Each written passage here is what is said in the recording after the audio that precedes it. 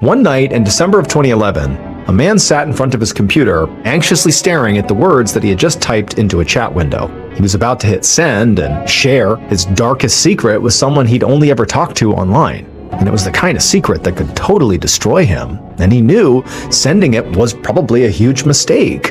But the loneliness and the guilt he was feeling was just sort of unbearable. And he felt like he had to tell someone. So, after a long pause, he reached up and he hit send. But before we get into today's story, if you're a fan of the strange, dark, and mysterious delivered in story format, then you've come to the right place because that's all we do, and we upload 2, 3, even 4 times every week. So, if that's of interest to you, please invite the like button to come deep-sea fishing with you. But don't tell them that they're going to be the bait. Also, please subscribe to our channel and turn on all notifications so you don't miss any of our weekly uploads. Okay, let's get into today's story.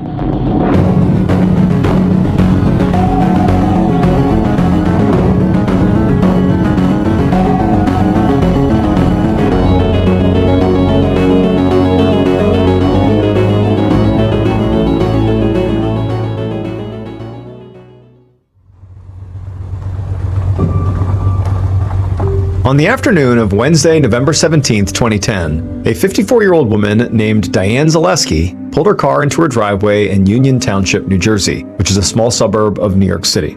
Diane was just about to get out of her car and go inside when her cell phone inside of her purse began to ring. She opened it up and she looked at her phone, and the caller ID said it was her sister-in-law, Debbie. So Diane picked it up and she said hello, and immediately Debbie asked her for a favor. She said that she needed someone to drive her to a doctor's appointment the next day, and she was wondering if Diane could do that.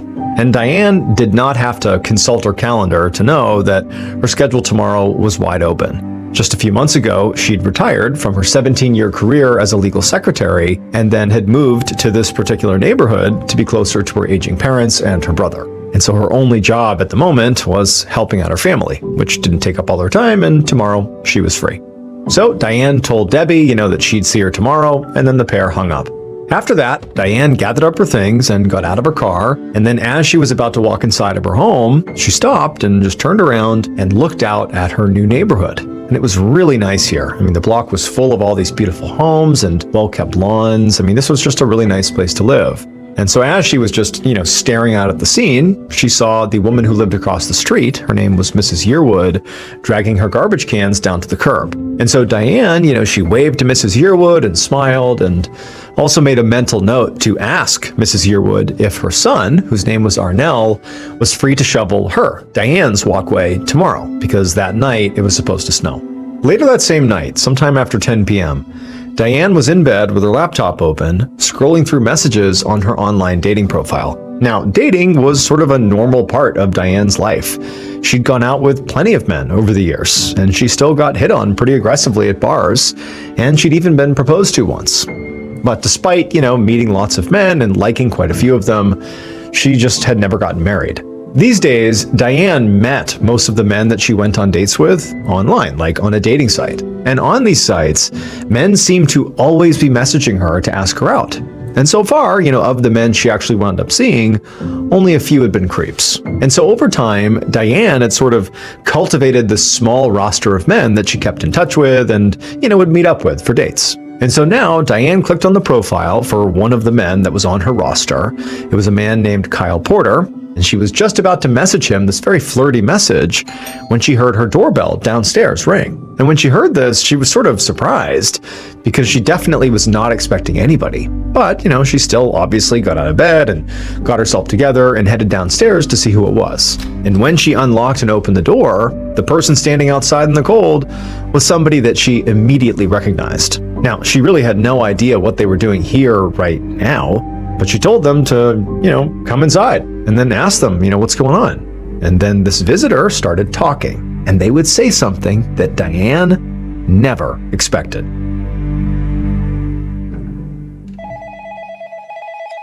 The following day, around noon, Diane's 91-year-old father, Stanley Zaleski, was at home watching TV when his phone rang. He picked it up and he heard the voice of his daughter-in-law, Debbie. And Debbie sounded really worried. And she quickly explained to him that Diane had agreed to drive her to a doctor's appointment that morning, but she hadn't shown up. And now, she was reaching out to Diane, but she wasn't answering, and she also wasn't responding to texts. And Stanley, much like Debbie, was very surprised by this, because this was not like Diane at all. So he told Debbie that he would go over to Diane's place right now and check on her, since after all, he lived a lot closer to Diane than Debbie did. Then they hung up, and Stanley yelled for his wife to come on with him. 20 minutes later, Stanley and his wife, Diane's mom, walked up to the front door of Diane's house. As soon as they got there, Stanley began pounding on the door, yelling for his daughter, but there was no answer. And so eventually, after looking at his wife, and they both are like, what's going on here? He reached down and he tried the door handle to see if the door was unlocked, and he found that it was. So he turned the handle and he just pushed the door open, and immediately his eyes were drawn to the ground inside the house, like right in the foyer, because it was all red. There was blood everywhere.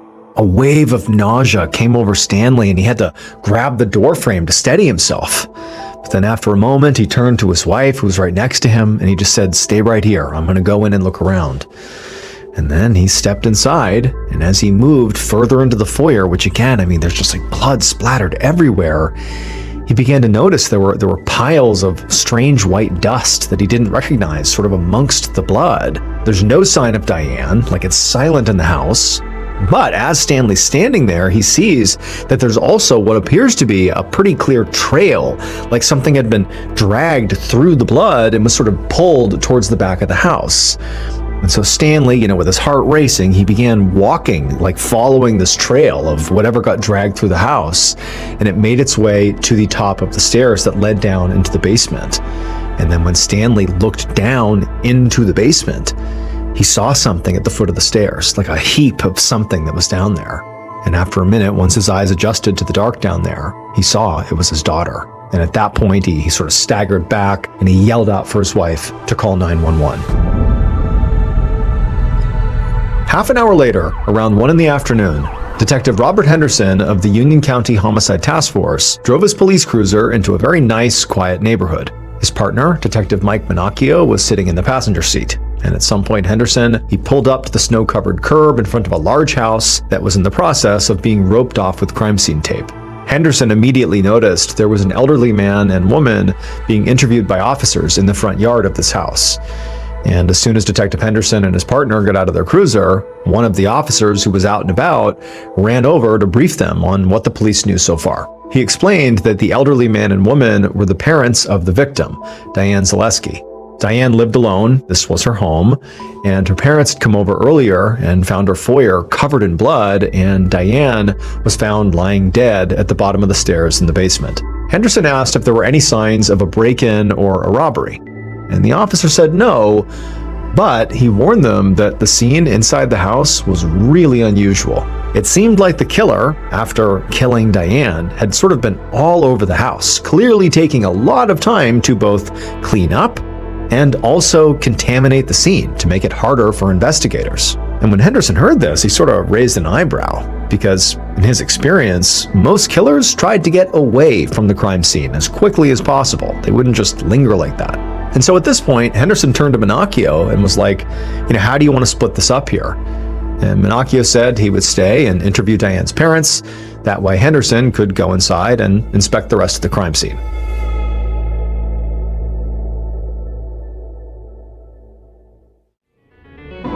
When you are refreshing your space, choosing a paint color can feel weirdly high stakes.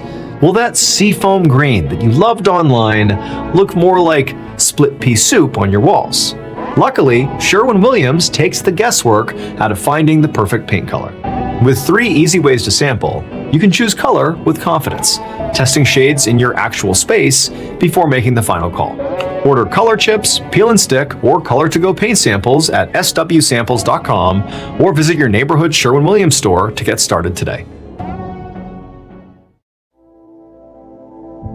Moments later, Henderson stepped through the front door of Diane's house, and he saw the huge amount of blood in the foyer.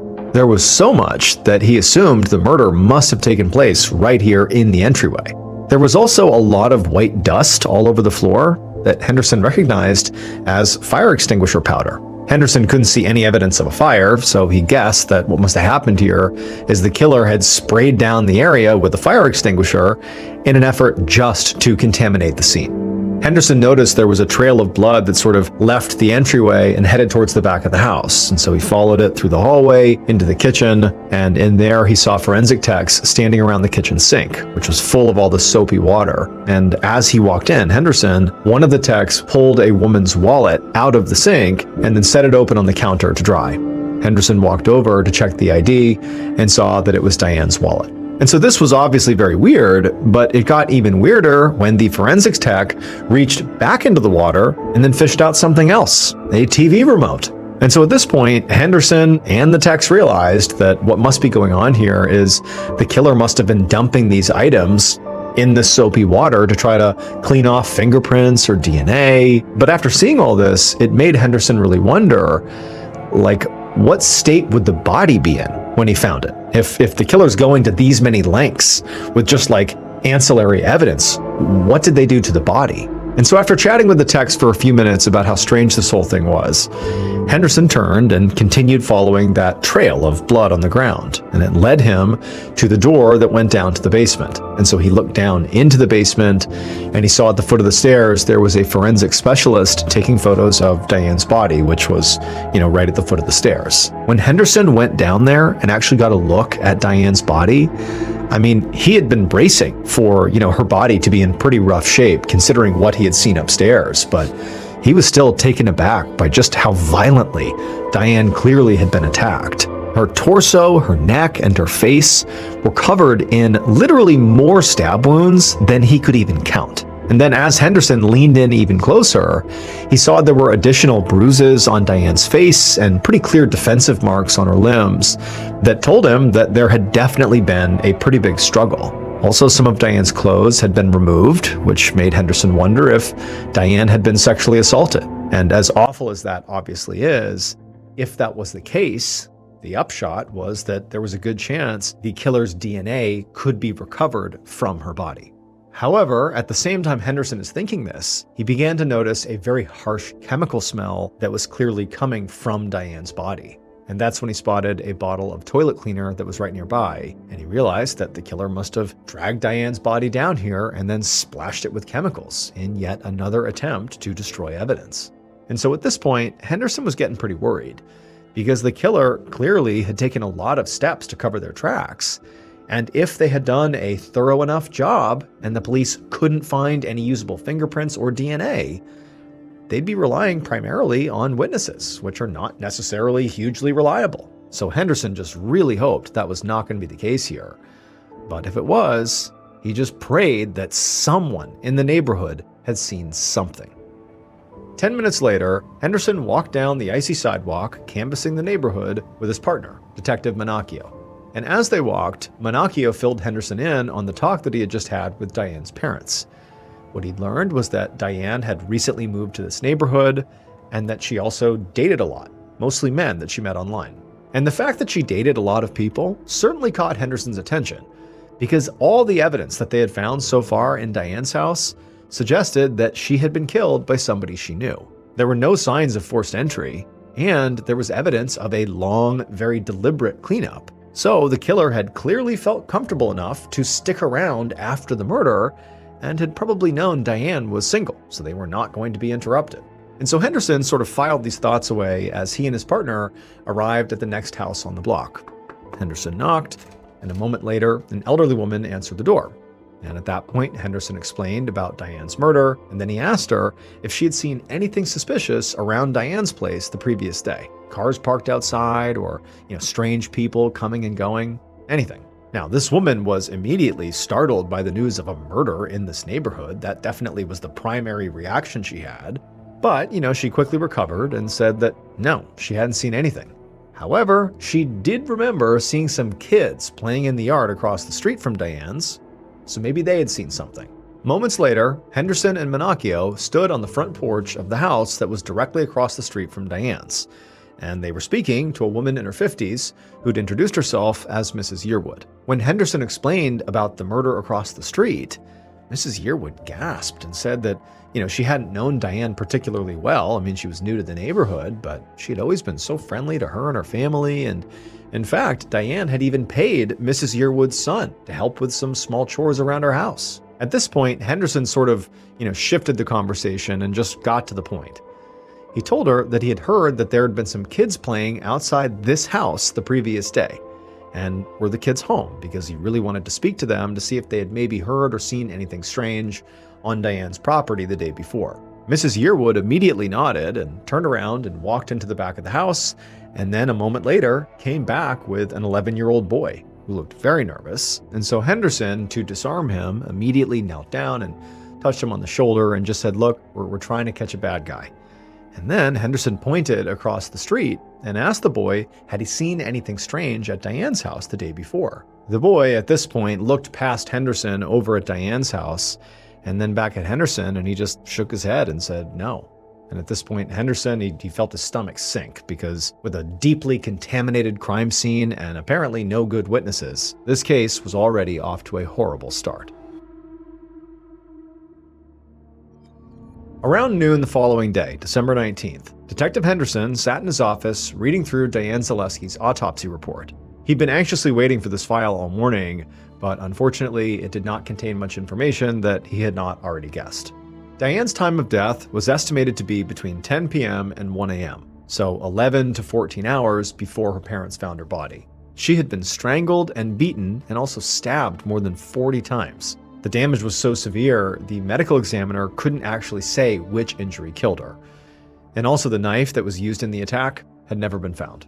They also couldn't tell if Diane had been sexually assaulted, because the chemicals that had been splashed on her body had destroyed any DNA the killer might have left behind. The forensics team also had not pulled any usable fingerprints from the house, thanks to the killer's cleanup efforts. But they did find something that was even better. There were a few drops of fresh blood at the crime scene that did not match Diane's DNA, and early tests showed that they came from an adult male. Now, it was possible that this blood was from someone other than the killer, but Henderson didn't think so. There had clearly been some sort of a struggle between the killer and Diane, so it seemed likely that Diane had managed to wound the killer and maybe draw blood, and maybe this was it. And so now, the game had changed. Henderson's next task would be to collect DNA samples from all the men closest to Diane and compare them to this fresh blood at the crime scene. Now, the digital forensics team had Diane's laptop, and they were working really hard to try to access her online dating profile to try to figure out who she'd been chatting with, because those were definitely some people they might want to compare DNA with. But while Henderson, thought that was great, he wasn't going to wait. He felt like he needed to move on this right now, and he figured if he wanted some answers about who Diane was potentially dating or seeing, or maybe who some of her exes were, he actually knew where he could go to start. Around 9:30 the next morning, Henderson was sitting in a coffee shop across from Diane's best friend, Joanne Govea. Joanne was clearly still processing the murder, and at the moment, she really seemed more angry than anything else. But she told Henderson that she would help any way she could, and that she did know all about the men who were in Diane's life. But of all her romantic partners, there was really only one who concerned her. His name was Mike Prunell, and according to Joanne, he'd been Diane's landlord years ago. After Diane had moved into his building, he'd started showering her with gifts and bugging her to go out with him, and they had ended up dating for a while, but when Diane ended things, Mike had been furious, and Diane had actually had to move to a new place just to get away from him. Now, this obviously got Henderson's attention, and he made a mental note to find Mike as soon as possible. But there was another name that he wanted to ask Joanne about as well. During the search of Diane's house, detectives had found her wallet in the kitchen sink. It had been sitting in the water. And inside of the wallet had been Diane's ID, some credit cards, and then there was also this soggy business card for someone named Mark Baker. And so Henderson asked if Joanne recognized that name. And Joanne said, "Yeah, I do." She said Diane had met Mark Baker at a bar, and they had talked and exchanged contact info, but Joanne didn't know if they'd ever actually followed up. And so Henderson and Joanne spoke for a bit longer, and then eventually they wrapped it up, and Henderson thanked Joanne for the help. And then as he was leaving, he decided that, he really needed to speak to both Mark and Mike, but he would start with Mark because he had his business card. Later that afternoon, Henderson led Mark Baker into the police station's interview room. He offered Mark a seat and a bottle of water, which Mark accepted before asking, what's going on? What is this all about? Mark definitely was pretty annoyed to have been asked to come down here in the middle of the workday with, virtually no explanation. So Henderson decided to just get straight to it. He explained that he was investigating a murder. Then he pulled out a photo of Diane, put it on the table, and slid it over to Mark. Now, as Henderson did this, he was sort of studying Mark for any sort of reaction when he saw Diane's picture. But Mark just sort of glanced at the photo and then back up at Henderson, and he said, "Am I supposed to know who this is?" And this totally caught Henderson off guard. Henderson told him that the woman's name was Diane, and he knew that Mark had met her at a bar not that long ago. But Mark just shook his head and insisted that that had not happened. He said he definitely didn't know Diane, and he also would not have chatted her up anywhere, because she apparently was not the kind of, quote, target he usually went for. And that word, target, sort of hung in the air very uneasily between them for a long time. And then eventually, Henderson just sort of, cleared his throat and asked if Mark would be willing to give a DNA sample. And Mark flat out refused. But this only made Henderson even more determined to get a sample. Now, he couldn't force it without a warrant, but he had another idea. Mark had been drinking from that water bottle that he had given him when he first came in, and he just hoped if Mark left it behind, Henderson could scoop it up and send it off for testing. So he told Mark that he was free to go. But Henderson was disappointed when Mark did not throw the bottle away. Instead, he put the cap back on, pocketed the bottle, and he left. Now, Henderson obviously couldn't prove this, but just from the looks of it, the decision to take the bottle like that, it felt deliberate. And it reminded him of just how careful Diane's killer had been to remove forensic evidence from the crime scene. So he gave Mark a few seconds head start, and then eventually Henderson got up and actually followed Mark out of the station, but kept his distance so that he wouldn't notice he was behind him. And Henderson very carefully trailed Mark all the way down the block. And then at some point, when Mark stopped and sort of looked around for a moment, Henderson froze until he realized Mark was just checking street signs. And then, Mark just kept on walking and Henderson kept on trailing until eventually Mark pulled out that bottle and he chucked it onto the ground. And then as soon as Mark had walked down the road, turned the corner, and disappeared, Henderson ran over, put on a rubber glove, picked up that bottle, and went right back to the police station. And then as soon as he got there, he put it inside of an evidence bag and he sent it off to the crime lab for testing. That evening, around 6 p.m., Henderson was sitting at his desk, staring at his computer screen in total frustration. He was reading the results of a database search for Diane's ex-boyfriend and former landlord, Mike Purnell, and he was running into a problem. Henderson could not find anybody with that name. A moment later, Henderson heard a knock at his door, and he called for whoever it was to come on in. And then when the door opened, he saw his partner, Detective Minacchio, standing there with a middle-aged man. And Minacchio explained that this guy was Diane's brother, Ron Zaleski, and he was here to give whatever information he could about Diane's personal life. And Henderson immediately perked up because he realized that, Ron very likely knew Diane's ex-boyfriends and any current boyfriends.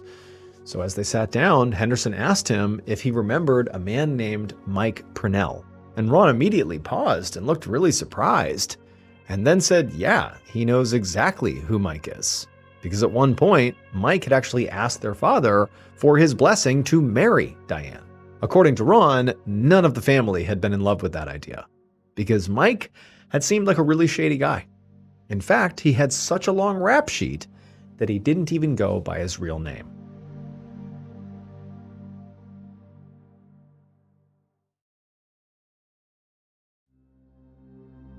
Two days later, on November 22nd, Detective Henderson sat in the interview room across from the man who called himself Mike Purnell. His real name was Lou Hubbard, and at this point, Henderson knew that amongst his rap sheet was a conviction for domestic violence against his ex-wife. Apparently, he had savagely beaten her, and Henderson knew that obviously in this murder case, Diane had been savagely beaten, so there's, a similarity there. Now, Henderson had not told Lou that they knew his real name, and he also hadn't told Lou why he was even here, and Lou hadn't asked. And at the moment, Lou was just sort of leaning back in his chair, sort of like making light of this whole thing, like it was totally hilarious that he was being held inside of a police station. At some point, Henderson asked Lou where he had been on November 17th, and Lou just sort of shrugged and said he couldn't remember anything about that day, like it didn't stand out at all to him. At this point, Henderson pulled out that photo of Diane and he slid it across the table to Lou. And Lou, he just glanced at it and then slid it back across the table and said he had no idea who that was. And to Henderson, this was just completely unbelievable, like literally not believable, because he knew that Lou had literally proposed to Diane, this woman in the photo. So there was no way he did not recognize her. He had to be lying. At this point, Henderson stood up from the table and he looked at Lou and said, "If you want to keep playing dumb, that's fine." Then he stood up and he walked over to the door, he opened it up, and he yelled out for his partner, Detective Minacchio, to bring him the file on Lou. And then a moment later, Minacchio ran down the hall, he handed over the file, and then Henderson went back to the table. Henderson, calm as could be, opened up the file, and then began telling Lou that, "I know your name's not Mike Purnell. It's Lou Hubbard. I know all about you. I know that at one point you were going to propose or did propose to this woman, Diane, the one in the photo, the one you claim not to know. We know all about it. We know about your criminal record, your domestic violence conviction. We know all about it." At this point, Lou's entire demeanor had changed. It was like he knew he'd been caught. And he just nodded and said, yeah, he knows who she is. And he also said that he had seen on TV that she had been murdered, but he swore he didn't do it. Now, Henderson really didn't believe the guy because he's just caught him lying. But he told him, hey, if you really didn't do it, there's an easy way to prove that. Give us a DNA sample, like literally right now. And after a long pause, Lou agreed. Around 8 a.m. the next morning, November 23rd, Detective Henderson was working at his desk when his phone rang. When he looked at the caller ID and he saw the extension, he knew it was the crime lab, and he assumed they must be calling to confirm receipt of Mark Baker and Lou Hubbard's DNA samples they had sent over. But when Henderson answered, the analyst on the line explained they were actually calling with an update from Digital Forensics.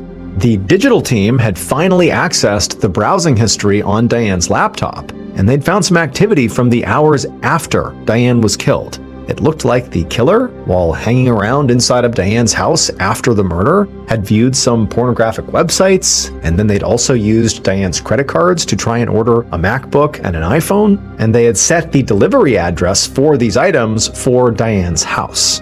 Now, Henderson was sort of taken aback by all of this, but what stood out was, well, if they're ordering these items to the scene of the crime, it means they planned on coming back to the scene of the crime. But there was also more.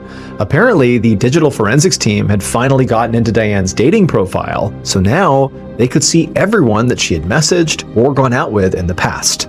And there were literally dozens and dozens of names. And so when Henderson heard that, he knew that now, there were all these new suspects, dozens of them. They would have to swab and question every one of those men. And so now the case had just totally exploded. Around noon on December 2nd, 2010, so about 2 weeks after Diane's murder, Detective Henderson sat in his car outside of an office building in Newark, New Jersey, watching the front entrance. He'd been there all morning, waiting for a worker whose name was Kyle Porter. Kyle was one of the men that Diane had been messaging with online before she was killed. Henderson had already spoken to him over the phone, and Kyle had actually confirmed that he had been to Diane's house just a few weeks before the murder. But what really made Henderson suspicious of Kyle was just the fact that he had refused to submit a DNA sample, even after Henderson explained that doing so would help clear him as a suspect. So now, as Henderson finally saw Kyle step out of the building and head for the parking lot, Henderson got out of his car and literally ran over to intercept him.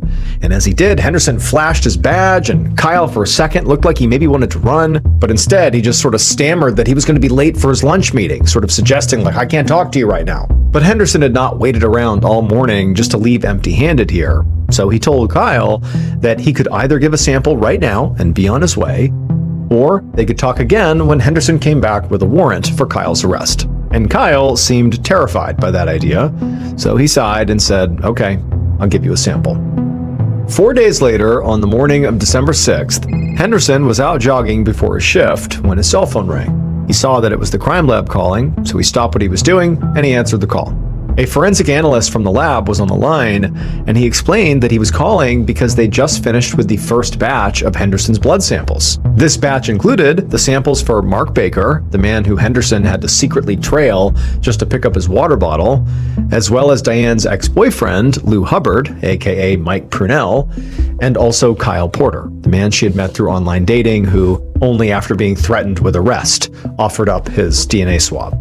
And so Henderson held his breath as this analyst read off the results. And not one of them matched the blood sample from the crime scene. For a moment, Henderson thought there really had to be a mistake here, because all three of those men had been so suspicious and so uncooperative. Now, he'd always known that, the crime scene blood that he had tested their samples against maybe wasn't from the killer. But if that was true, then Henderson was really in trouble, because it meant that after all this, he had nothing. Now, the blood from the crime scene had already been tested against the state's DNA bank, and there had been no matches.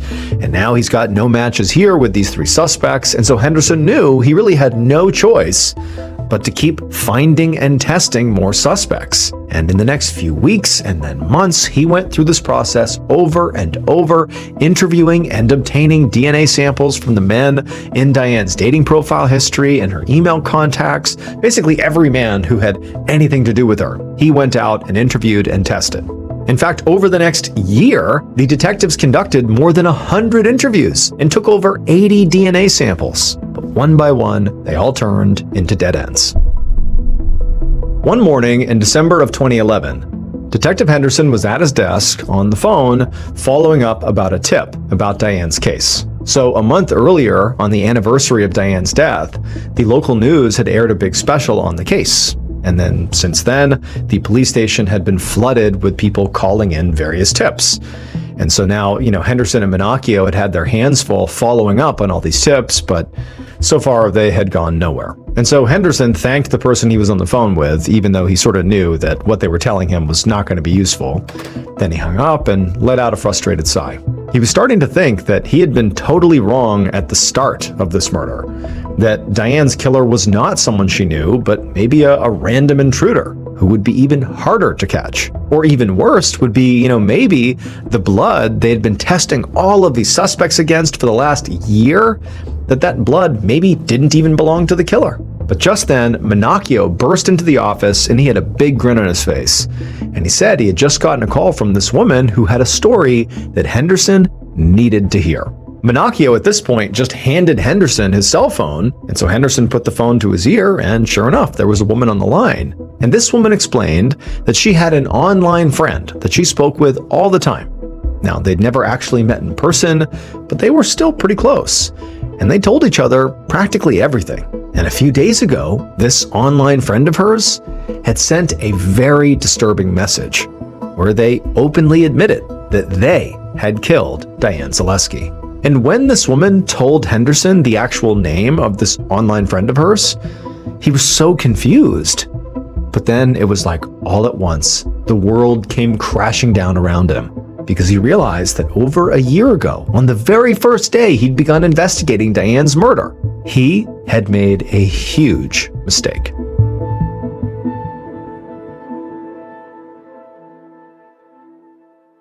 Based on forensic evidence from the crime scene and the killer's eventual confession, this is what police believe happened to Diane Zaleski on the night of November 17th, 2010.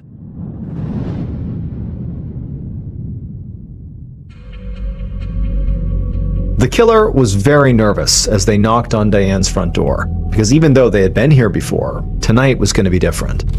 Diane eventually came to the door and she opened it up and she seemed sort of surprised to see the killer there. But, she let them inside and asked them, what's going on? What are you doing here?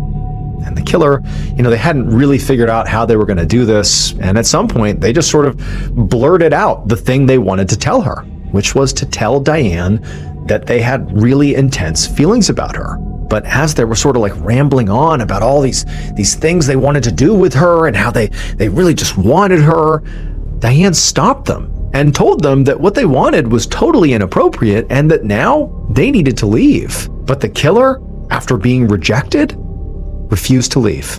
And then the killer began to argue. And as they did, they got angrier and angrier until they reached over and grabbed a pair of scissors on the table by the door, and they began stabbing Diane. But Diane, she immediately fought back way harder than the killer had expected, thrashing and kicking until the killer's grip on the scissors slipped. And at that point, the killer actually felt a flash of pain in their hand, and they looked down to see a bloody cut on their hand. But for the killer, this only made them more mad. The killer began to strangle her until finally she stopped moving. Once Diane was still, the killer took their hands off of her and then just sort of looked around at the incredibly bloody mess they'd made in the front of the house. They'd watched enough TV to know that their DNA and fingerprints were probably all over not just Diane's body, but all over the foyer right now. But they also knew that Diane, she lived alone, which meant that nobody was coming home anytime soon, and so they felt like they had plenty of time to clean up this mess. They started by dragging Diane's lifeless body down the hallway to the steps and then down into the basement. And then they cleaned her body with chemicals, and then after that, they went back upstairs and stripped off their own bloody clothes and started a load of laundry. And while they waited for their laundry to be done, the killer just sort of made themselves at home. They took a shower, they watched TV, they cooked and ate a bowl of pasta, and they used Diane's laptop to look at pornography and also do some online shopping with Diane's credit card. And then once the killer's clothes were clean and dry, they put them back on and then collected the items that they had handled, like Diane's wallet and her TV remote, and dumped them in the sink with a bunch of soapy water. Then they went around the house blasting everything with a fire extinguisher from under the sink to destroy trace evidence, and also they went ahead and wiped down the laptop to make sure there was no DNA or fingerprints on that as well. And then finally, sometime in the early hours of the morning after the murder, the killer, after having done all they could, they just casually walked out the door into the falling snow and crossed the street and went into their mother's house. Because the killer was Arnell Yearwood, Diane's neighbor's son. So the huge mistake that investigators made at the very beginning of this investigation was when they found out that the neighbor across the street, Mrs. Yearwood, that her son apparently did chores for Diane.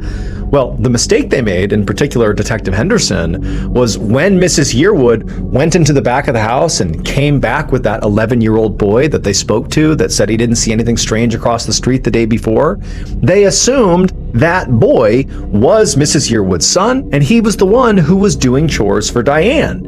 And basically, they're like looking at this kid who's totally innocent, thinking, okay, clearly this kid who's been across the street in her house is not a person of interest. He did not kill anybody. And so the son of Mrs. Yearwood was just sort of forgotten about. What they didn't realize is that 11-year-old boy was not Mrs. Yearwood's son. It was her grandson. Her actual son was a 26-year-old man, Arnell Yearwood, who was actually inside the house on that day. He was hiding in her house. But they just never clarified. They assumed the kid was her son and just sort of wrote off any chance that her son could be involved.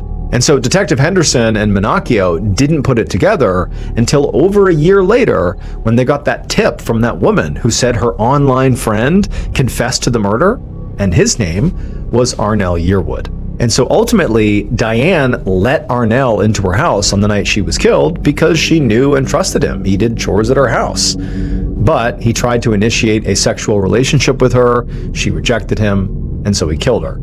Arnell Yearwood was ultimately arrested on April 7th, 2012, so about a year and a half after killing Diane. He would confess to the murder and was sentenced to 30 years in prison.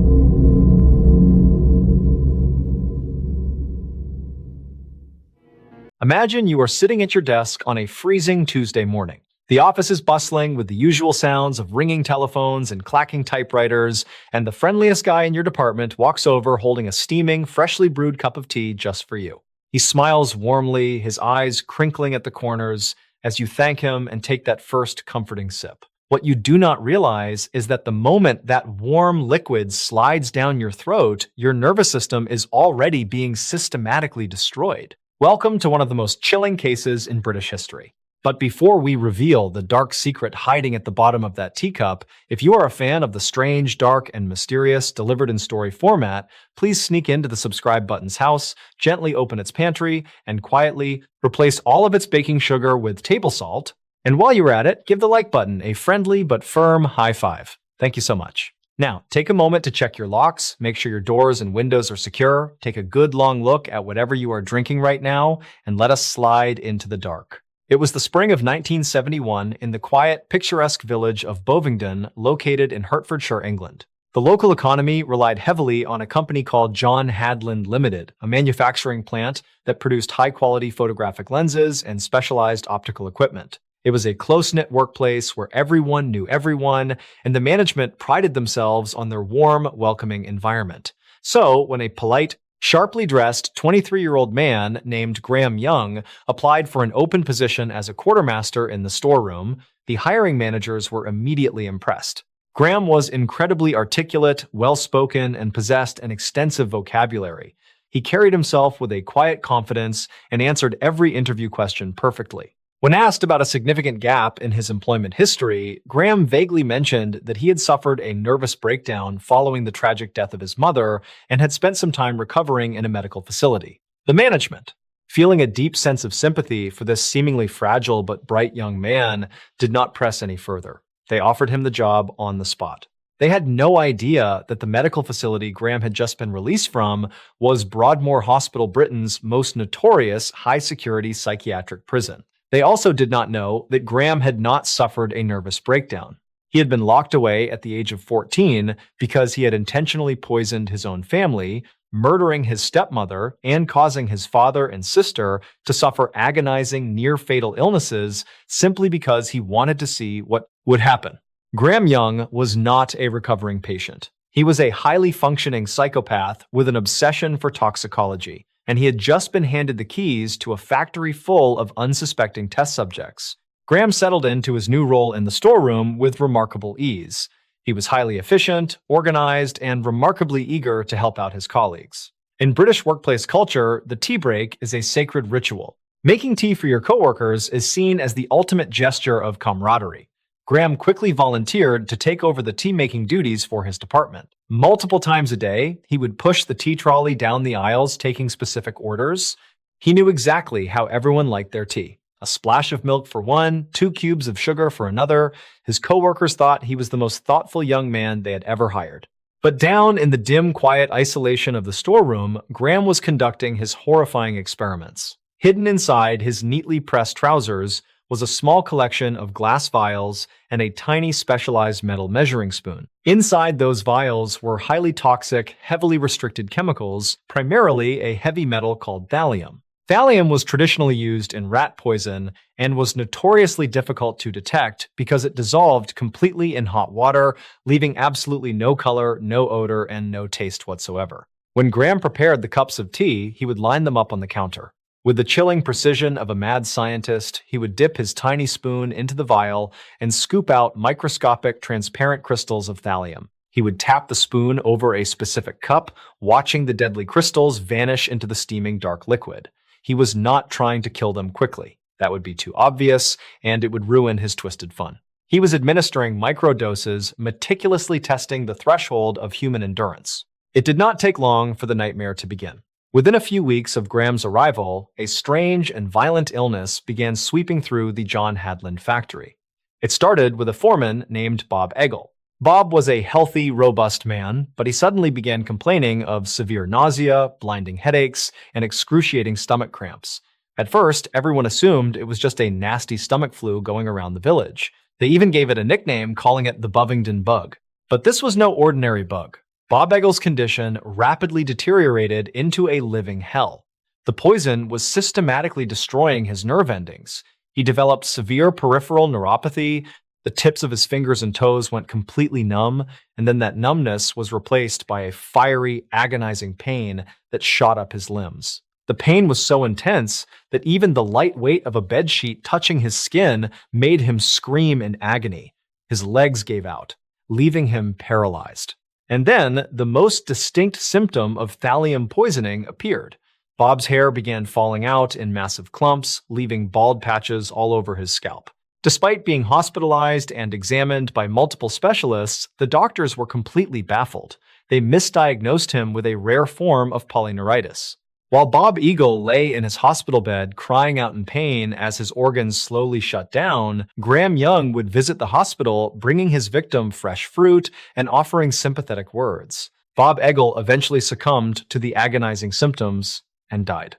Graham attended his funeral, standing respectfully among his weeping coworkers, masking a profound sense of triumph. But Graham was not finished. The Bovingdon bug continued to strike. Another coworker, Fred Biggs, soon fell violently ill with the exact same symptoms. Fred suffered from chest pains so severe that he felt like his ribs were being crushed in a vice. His skin began to peel, his hair fell out, and he was left writhing in agony in a hospital bed for weeks before slipping into a coma. Several other employees were also experiencing chronic cramps, hair loss, and nausea. The factory was engulfed in a state of absolute panic. The management realized they were dealing with a major crisis. Fearing that their manufacturing process was accidentally exposing workers to toxic industrial chemicals, the company brought in an occupational health physician to investigate the entire facility. The doctor held an emergency meeting with the factory staff to discuss the strange outbreak, trying to gather any information about potential environmental hazards. Graham Young attended this meeting, sitting quietly in the back of the room. But as the doctor listed the symptoms, Graham's massive ego and overwhelming narcissism began to get the better of him. He could not stand the fact that he was the smartest person in the room and no one knew it. He desperately wanted recognition for his brilliant, invisible work. Graham raised his hand. When the doctor called on him, Graham stood up and began asking highly complex postgraduate level medical questions. He asked the doctor if the investigation had considered the possibility of heavy metal toxicity. And then, leaning forward with a smug, arrogant smile, Graham specifically suggested that the symptoms matched perfectly with thallium poisoning. The room fell dead silent. The doctor stared at the 23-year-old storeroom clerk in complete disbelief. Thallium poisoning was incredibly rare, and the toxicology knowledge required to diagnose it was highly specialized. There was absolutely no logical reason for a warehouse worker at a photographic lens factory to possess such deep, specific knowledge of heavy metal poisons. Graham's sheer arrogance, his desperate need to prove his superior intelligence, had just painted a massive target on his own back. Alarmed by this bizarre interaction, the doctor immediately contacted the authorities. The police launched a discreet background check on Graham Young and were horrified by what they uncovered.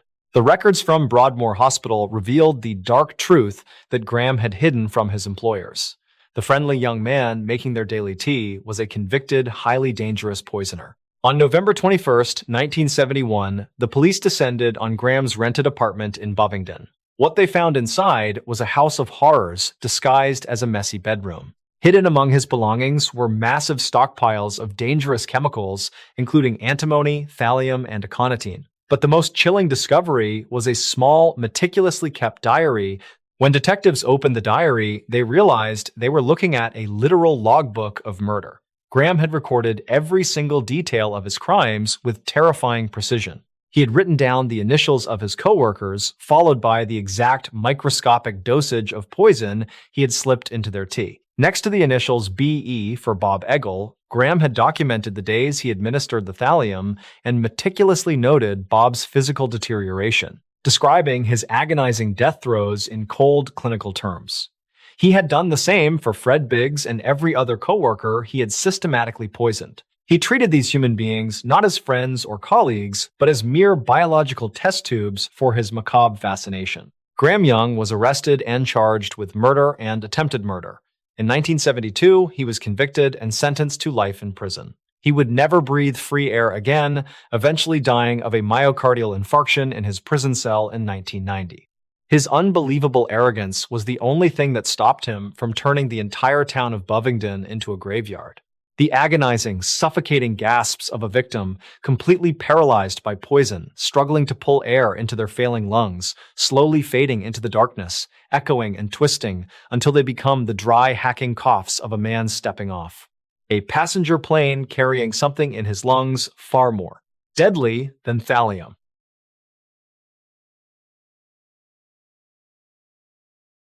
In early 1972, a man returning from a religious pilgrimage in the Middle East stepped off a bus in Kosovo, Yugoslavia. He had a slight fever and a minor skin rash, but he brushed it off as mere exhaustion from his long travels.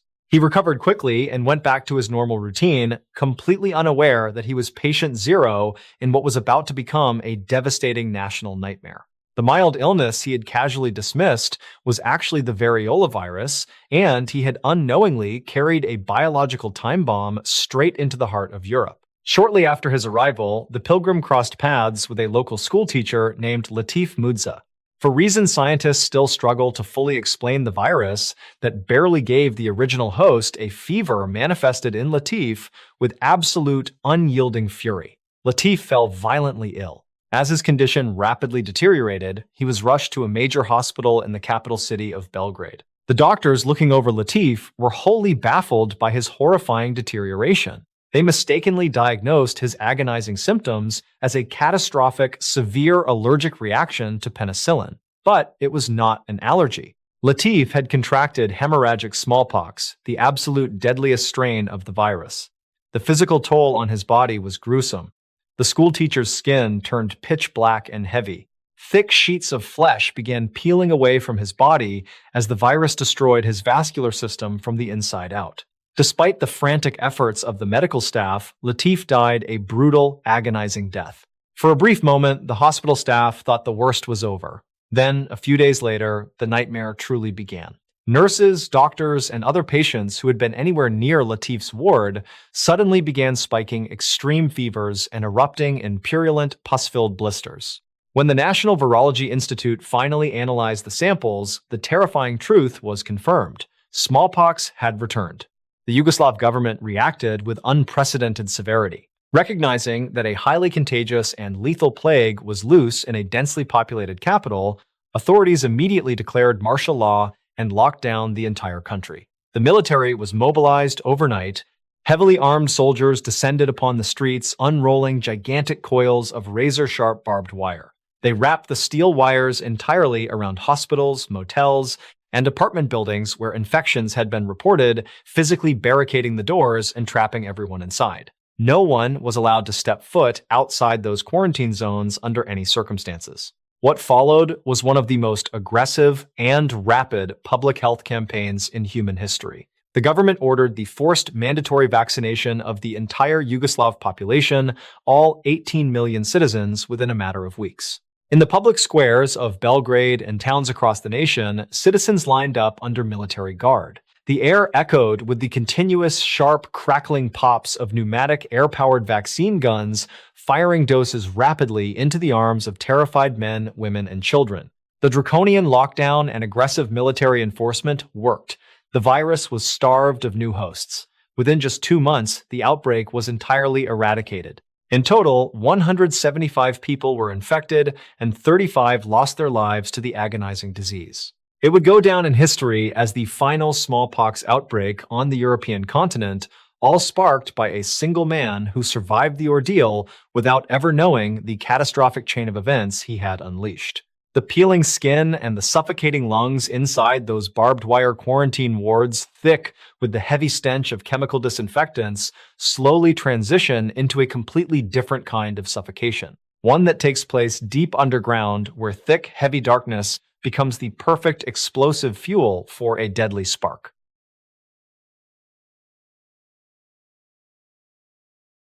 On the morning of June 6, 1972, deep beneath the earth in Rhodesia, which is modern-day Zimbabwe, 427 miners were hard at work in the Kamandama colliery. They were operating in near-total darkness, illuminated only by the narrow beams of their headlamps, carving through solid coal and rock more than 200 meters below the surface.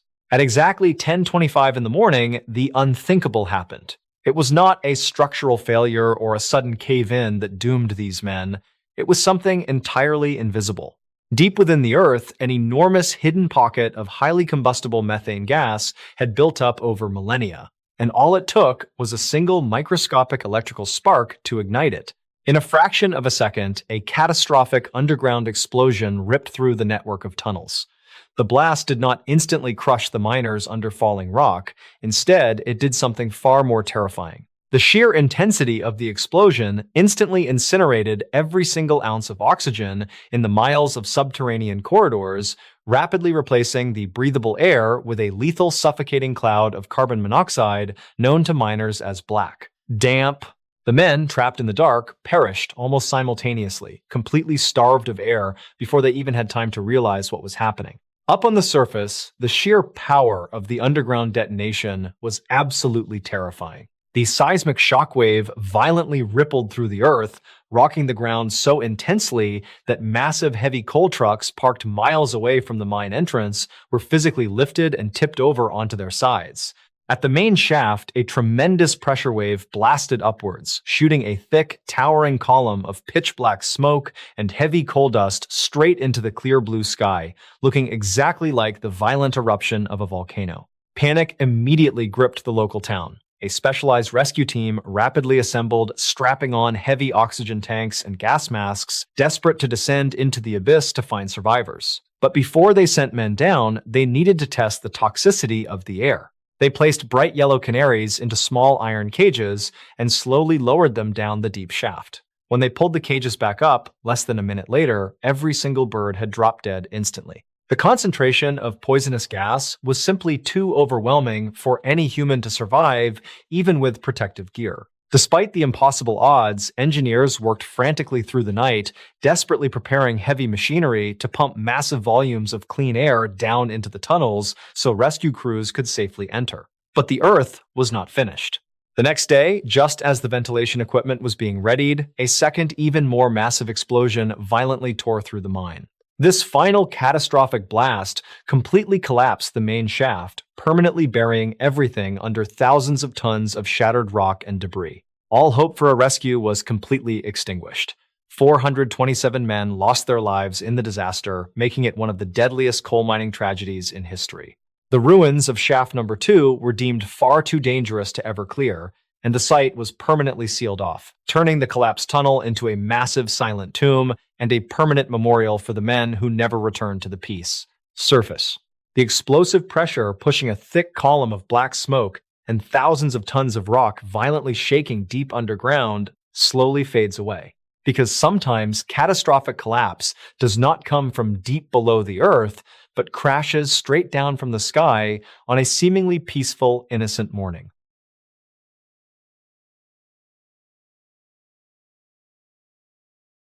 In the late 1960s and early 1970s, the city of Seoul, South Korea, was undergoing a massive, frantic modernization campaign.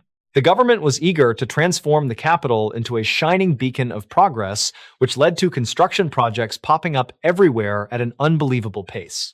One of these ambitious projects was the Wow apartment complex located in the Mapo district. In a desperate rush to meet impossible deadlines, developers constructed the 5-story residential buildings in a shockingly short period of just 6 months. To make matters even more precarious, the complex was built directly onto the side of a steep, unforgiving mountain slope. On the morning of April 8, 1970, at exactly 6:30, the sun was just beginning to rise over the city.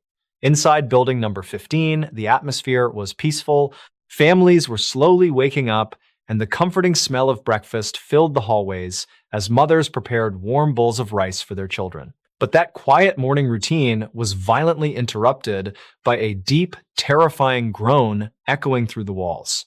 It sounded as if the entire building was crying out in pain. Seconds later, without any further warning, building number 15 gave way completely. The massive 5-story structure collapsed in on itself and went violently sliding down the steep mountainside. It crashed into the earth with a deafening roar, completely obliterating another small house located at the bottom of the slope.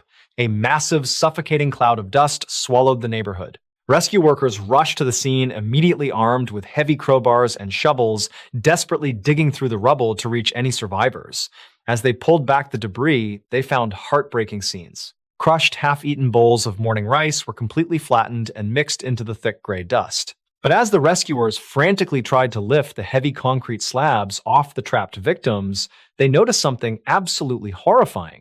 The massive chunks of concrete were not solid. When the men grabbed the edges to lift them, the concrete literally crumbled into loose, dry sand right in their hands. When investigators examined the ruins, the sickening truth behind the disaster was finally exposed. The tragedy was not an accident. It was the direct result of extreme corruption and human greed. The building contractors had brazenly stolen the vast majority of the cement meant for the project, replacing it with cheap, loose sand to pocket the extra cash. As a result, the steel rebar support columns hidden inside the walls were dangerously thin, and during the collapse, they simply bent and snapped in half like dry, brittle wooden twigs.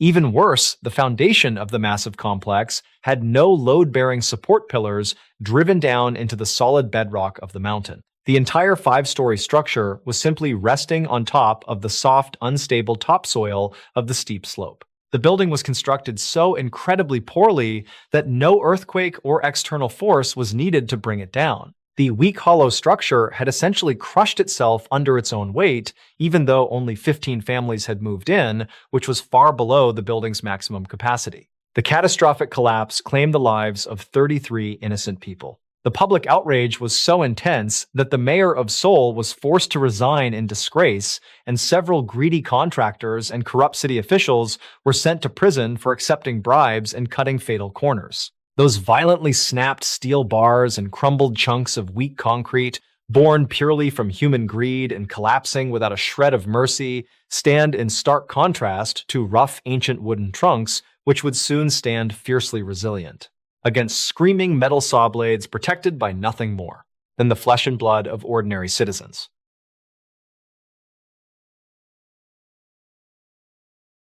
In the spring of 1971, the city government of Stockholm, Sweden, made a highly controversial decision.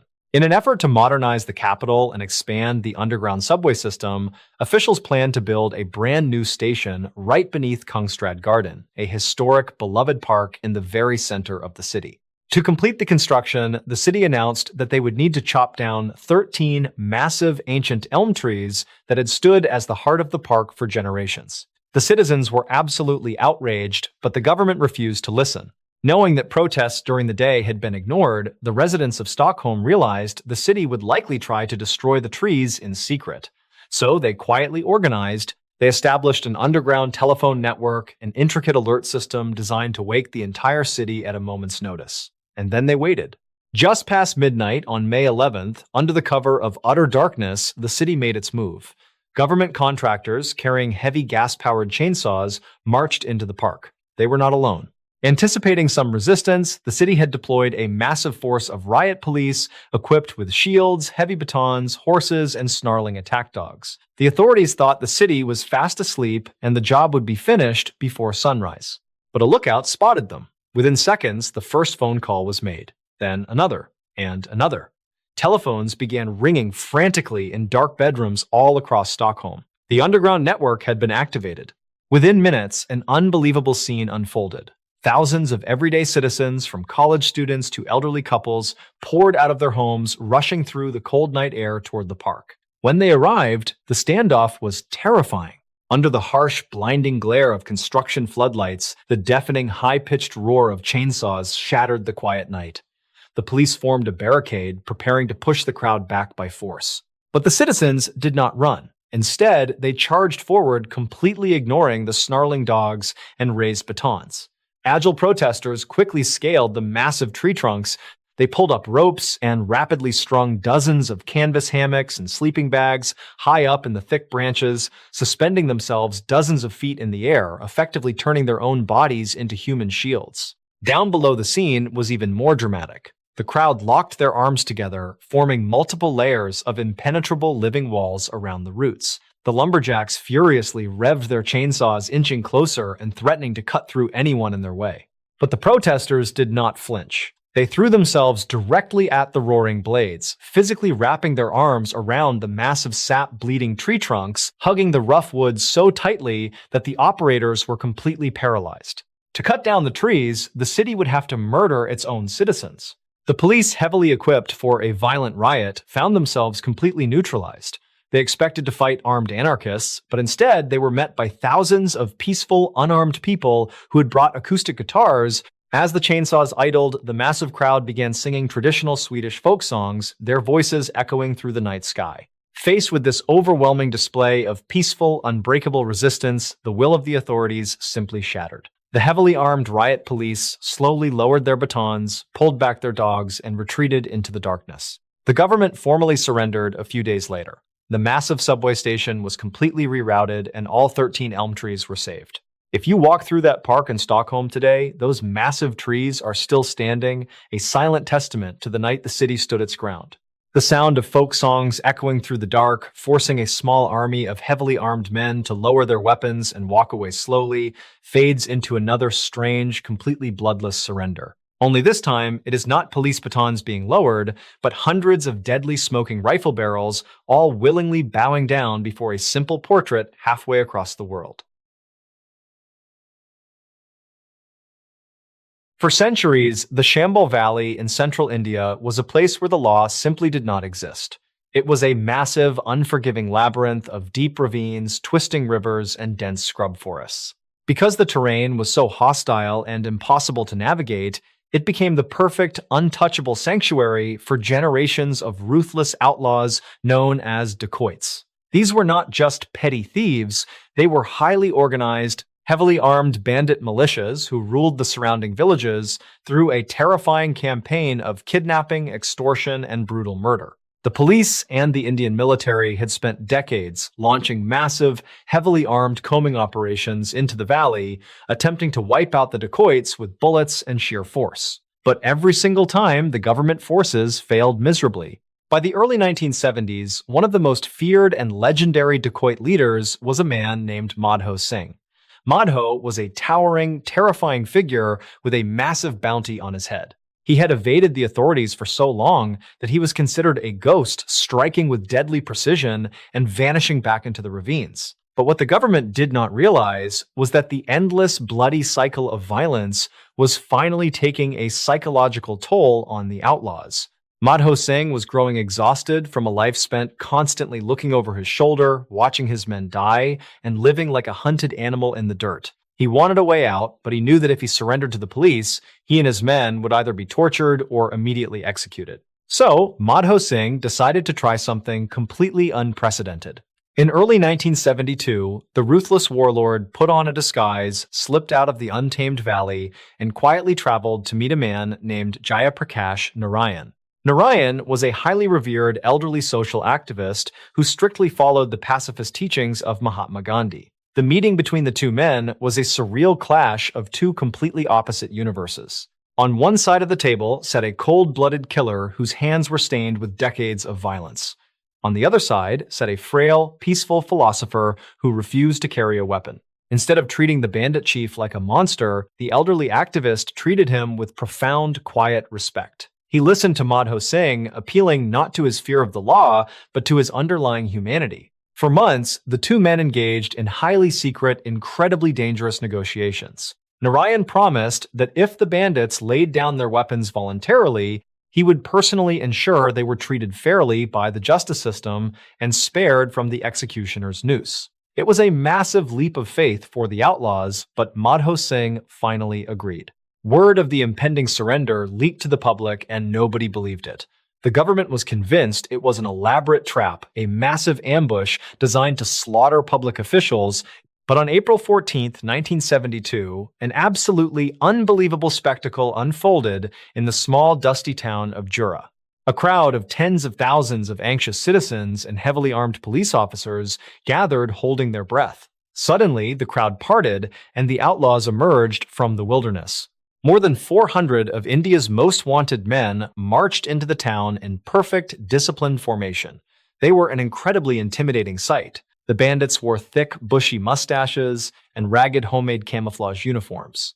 Heavy bandoliers, packed with massive bullets, were crisscrossed tightly over their chests. The tense silence in the air was broken only by the sound of women in the massive crowd suddenly bursting into tears, sobbing openly as they finally recognized the faces of husbands, sons, and brothers who had been living as hunted fugitives for years. The heavily armed column of bandits marched slowly toward a small, simple hut that had been set up in the center of town. Inside the hut, resting quietly on a table, was a large framed portrait of Mahatma Gandhi. One by one, the fearsome dacoits stepped into the hut. They walked up to the portrait, unclipped their heavy ammunition belts, and pulled the magazines out of their weapons. The visual contrast was absolutely staggering. Hundreds of vintage Lee Enfield military rifles, crude homemade shotguns, and heavy belts of brass ammunition were slowly piled up, creating a literal towering mountain of deadly weapons resting directly on top of pristine, pure white bedsheets. Madho Singh, the most feared man in the valley, stepped forward, placed his own weapon on the pile, bowed his head, and officially surrendered to the authorities.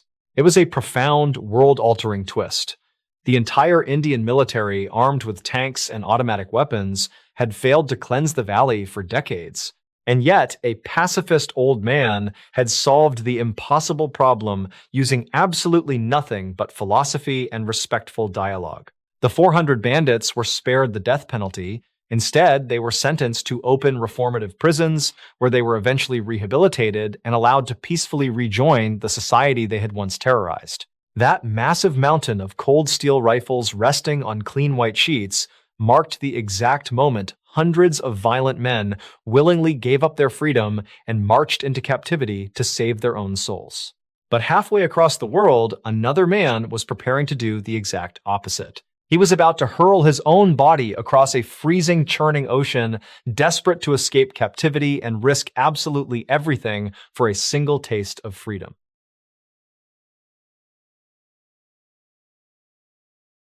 On the biting wind-whipped morning of November 23, 1970, the freezing, churning waters of the Atlantic Ocean set the stage for a geopolitical nightmare. Just off the coast of Martha's Vineyard, Massachusetts, two vessels bobbed heavily in the dark swells. One was a massive Soviet factory fishing ship called the Sovetskaya Litva. The other, more directly alongside it, was a much smaller United States Coast Guard cutter named the Vigilant. The Cold War was at its absolute peak, but on this particular morning, the two rival nations were attempting a rare moment of cooperation. High-ranking officers from both ships had gathered in the warm wardroom of the American cutter to diplomatically discuss international fishing rights. But while the commanders sipped coffee and exchanged polite pleasantries, a 30-year-old Lithuanian radio operator named Simas Kudirka was standing on the freezing deck of the Soviet vessel, staring desperately at the American ship just 10 feet away. For years, Simas had felt entirely suffocated by the oppressive Soviet regime. He dreamed of freedom, and now that freedom was physically bobbing up and down just across a terrifying 10-foot gap of deadly freezing water. He knew that if he failed, he would drown or be executed. But he also knew he would never get a chance like this again. Summoning every ounce of courage he possessed, Simas waited for the Soviet guards to look away. Then he sprinted across the deck and launched his body into the freezing air. He flew over the churning gap and crashed violently onto the hard steel deck of the United States cutter. Bruised, but completely pumped with adrenaline, he scrambled to his feet, ran straight to the bewildered American sailors, and frantically begged for political asylum. He was shaking, crying, and absolutely desperate, pleading that if he was returned to the Soviet ship, his life would be over. The American crew was deeply sympathetic. They wanted to protect him. Under normal circumstances, any person seeking asylum on a sovereign United States military vessel would be granted immediate sanctuary. But these were not normal circumstances. The Coast Guard commander, terrified of sparking a massive international diplomatic incident right in the middle of a delicate summit, frantically radioed his superiors on shore for guidance. What followed was a catastrophic breakdown in the military chain of command. Fearing political backlash, high-ranking officials in Washington hesitated, debated, and ultimately issued a cowardly, unthinkable order. They told the captain of the Vigilant to deny the asylum request and return the defector to the Soviets. When the Soviet captain realized his crewman had jumped ship, he demanded his immediate return. Following his strict orders, the American commander allowed a detachment of 6 burly Soviet crew members to cross over onto the deck of the United States cutter. What happened next was an absolute disgrace that would stain the history of the Coast Guard for decades. The American sailors were ordered to stand down and watch their hands essentially tied by their superiors as the 6 Soviet men cornered Simas. When the Lithuanian realized the Americans were not going to protect him, he fought back with the fury of a man fighting for his life. But he was hopelessly outnumbered. Right there on the deck of a sovereign American ship, the Soviets beat him mercilessly. They punched and kicked him until he was nearly unconscious, violently binding his arms and legs with heavy rope. Then came the most chilling, degrading part of the ordeal. The Soviet thugs grabbed the helpless man by his ankles and began dragging him away like a slaughtered animal. As they pulled him toward the gangway, his head and torso slammed heavily against the metal steps of the American ship, making a sickening hollow thud with every single step. A thick, bright red trail of blood began to pool and smear, stretching long and heavy across the cold gray-painted deck of the Coast Guard cutter. When the news of this horrific incident leaked to the press, the American public erupted in absolute, unbridled fury. Citizens could not comprehend how the United States military could stand idly by and watch a desperate man be violently kidnapped by foreign agents on American soil. Simus was hauled back to the Soviet Union and swiftly sentenced to 10 grueling years of hard labor in a brutal gulag for the crime of treason. For years, it seemed his daring leap for freedom had cost him everything. But the story had one final miraculous twist. Relentless investigations by human rights advocates and furious Lithuanian Americans uncovered a stunning detail. Simas Kadirka's mother had actually been born in Brooklyn, New York, before moving back to Europe. This meant that Simas, the man suffering in a frozen Soviet labor camp, was legally an American citizen by birthright. Armed with this undeniable fact, the United States government applied immense, unrelenting pressure. In 1974, the Soviet Union finally caved. Simas was released from the Gulag and flown directly to the United States, finally grasping the freedom he had bled for on the deck of the Vigilant. But that vivid, bright red smear of blood left trailing across the cold gray steel of a military vessel slowly fades and morphs into a different kind of violence. It transforms into thousands of jagged, glittering shards of shattered safety glass scattered violently across the sun-baked asphalt of Sao Paulo right after the deafening crack of gunfire shatters the quiet morning air.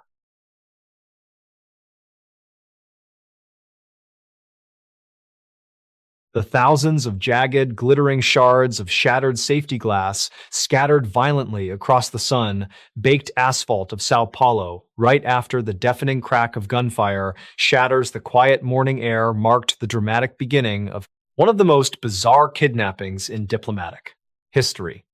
It was March 11th, 1970, and the sprawling metropolis in Brazil was caught in the suffocating grip of a ruthless military dictatorship.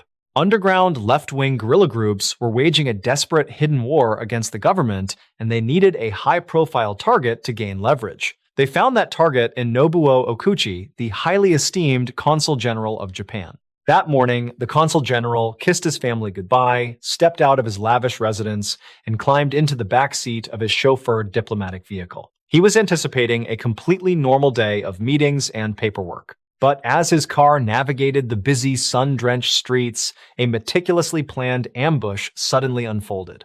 Out of nowhere, two unmarked vehicles aggressively accelerated, violently swerving to box the diplomatic car in and forcing the chauffeur to slam on the brakes. Before the driver could even attempt to reverse, heavily armed men leaped from the intercepting cars.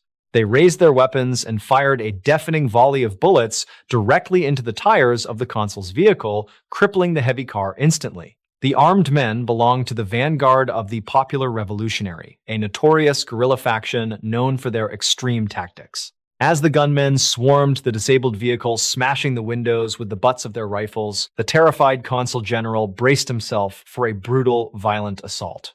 But then, something completely unexpected happened. Instead of aggressively yanking the elderly diplomat through the broken window or violently dragging him across the ruined interior, the heavily armed gunmen exhibited a bizarre, almost surreal level of care. With their weapons still raised, they carefully opened the mangled car door. As they guided Okuchi out of his seat, the rebels deliberately shielded his face and placed their hands over his arms, acting as human buffers to ensure that not a single piece of the jagged, glittering safety glass would scratch the consul's skin.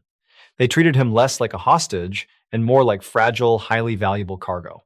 Within seconds, they gently but firmly shoved him into the back seat of a waiting Volkswagen Beetle and completely vanished into the chaotic labyrinth of the city traffic. When the news of the kidnapping reached the highest levels of the Brazilian government, absolute panic set in. The vanguard guerrillas quickly issued their ransom demand. They were not asking for money. They demanded the immediate release of 5 specific political prisoners who were currently rotting in the military regime's brutal dungeons. Normally, the hardline Brazilian military would never negotiate with terrorists.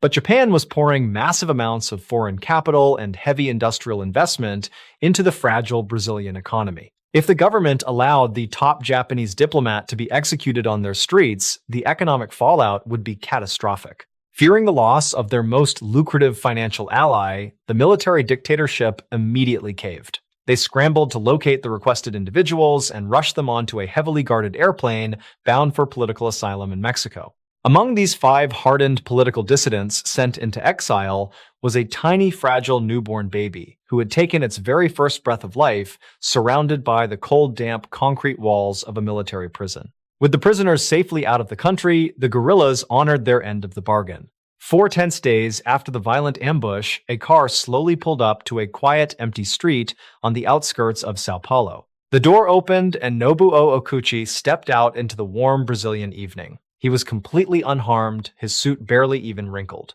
In a display of incredible stoic calmness, the consul general looked around to get his bearings, casually brushed the dust off his jacket, and began a quiet stroll down the street. He eventually walked through the sliding doors of a nearby hospital emergency room. The medical staff froze instantly, recognizing the face of the man whose disappearance had been dominating the national television broadcasts for days. But Okuchi did not ask for a doctor, and he did not appear traumatized. Instead, he politely walked up to a bewildered nurse at the front desk, bowed slightly, and asked if she could spare a single coin so he could use the public payphone in the lobby to call his wife and tell her he was going to be late for dinner. The Brazilian military government eagerly prepared for a massive press conference, fully expecting the consul general to angrily condemn the bloodthirsty communist terrorists who had violently abducted him. It would be a massive propaganda victory for the regime. But when Okuchi stepped up to the microphones, he completely derailed the military's narrative. With absolute sincerity, the diplomat publicly praised his kidnappers. He calmly explained to the stunned reporters that the rebels were incredibly polite and had treated him with the utmost dignity and absolute respect for the entirety of his captivity. He noted with a warm smile that the guerrillas were actually fantastic cooks who had prepared exceptionally delicious meals for him every day. Instead of being tortured or threatened, Okuchi revealed that he and the armed rebels had spent the 4 days peacefully drinking coffee and engaging in deep, fascinating intellectual discussions about political philosophy and human nature. Okuchi returned to his diplomatic duties safely, forever carrying the memory of his polite captors. The guerrillas, however, were not so fortunate. Enraged by the embarrassment, the Brazilian military mercilessly hunted them down, and most of the men who had carefully shielded the consul from broken glass were killed by the end of the year. That bizarre daylight hostage exchange, ending with a calm, casual stroll to find a hospital phone booth, seamlessly gives way to a much more sinister operation. A silent, meticulously planned break-in under the heavy cover of darkness, where phone booths and communication lines would no longer be used to call home, but would become the ultimate weapons used to topple an entire empire.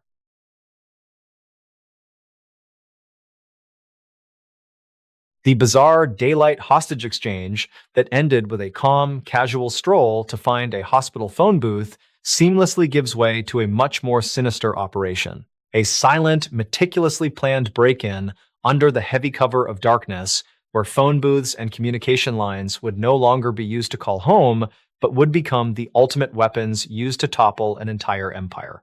It was 1 o'clock in the morning on June 17, 1972, in Washington, District of Columbia. The Watergate complex, a massive, luxurious labyrinth of offices, apartments, and a hotel, sat quietly along the banks of the Potomac River. For 24-year-old security guard Frank Wills, it was just another mundane Friday night shift.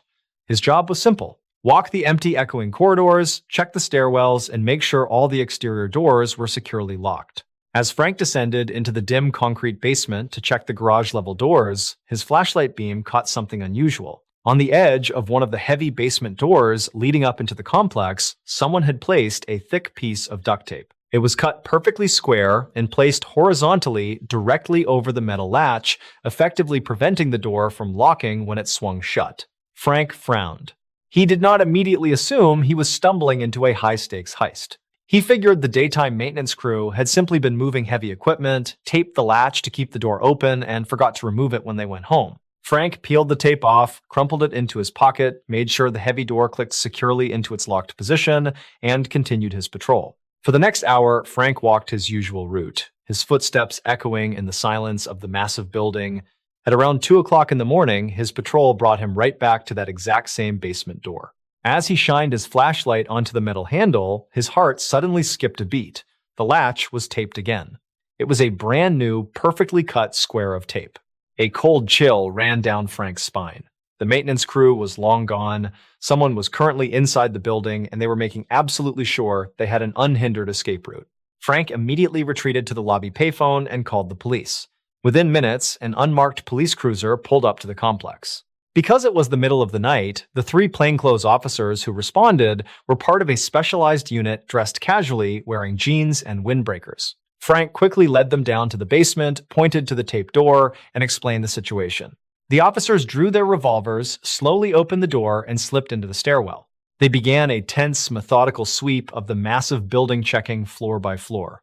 When they reached the 6th floor, they found the glass doors leading into the Democratic National Committee headquarters had been pried open. The officers stepped inside.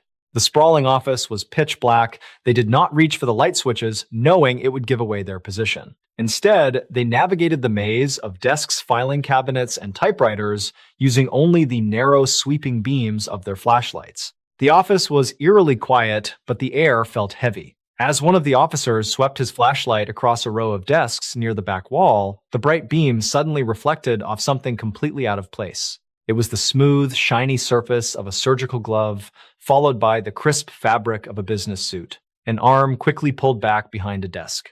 The officer shouted, ordering whoever was hiding to step out with their hands raised. Slowly, 5 men stood up from behind the office furniture, holding their hands in the air. As the officers patted them down and handcuffed them, they quickly realized these were not your typical late-night burglars looking to steal typewriters or petty cash. The 5 men were older, middle-aged, and dressed impeccably in flat, perfectly pressed high-end business suits with their collars neatly buttoned.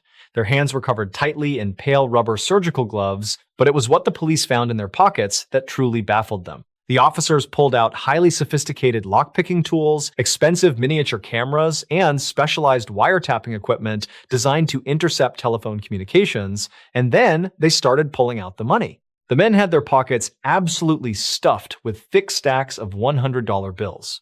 The money was brand new, perfectly flat, and the serial numbers on the bills ran in exact sequential order, heavily implying that the cash had come straight from a highly secure bank vault or a government slush fund. The burglars refused to talk. They sat in the police station, stoic and completely silent, confident that whoever had hired them would soon quietly bail them out. But the police had collected all of their personal belongings, and as a detective was sorting through the evidence, he opened a tiny, unassuming black address book taken from one of the men. The detective slowly flipped through the pages until his finger stopped on a specific entry. It was the phone number of a man named E. Howard Hunt. But it was the 2 letters written directly next to the name that would ultimately change the course of world history. The letters were W.H. Whitehouse.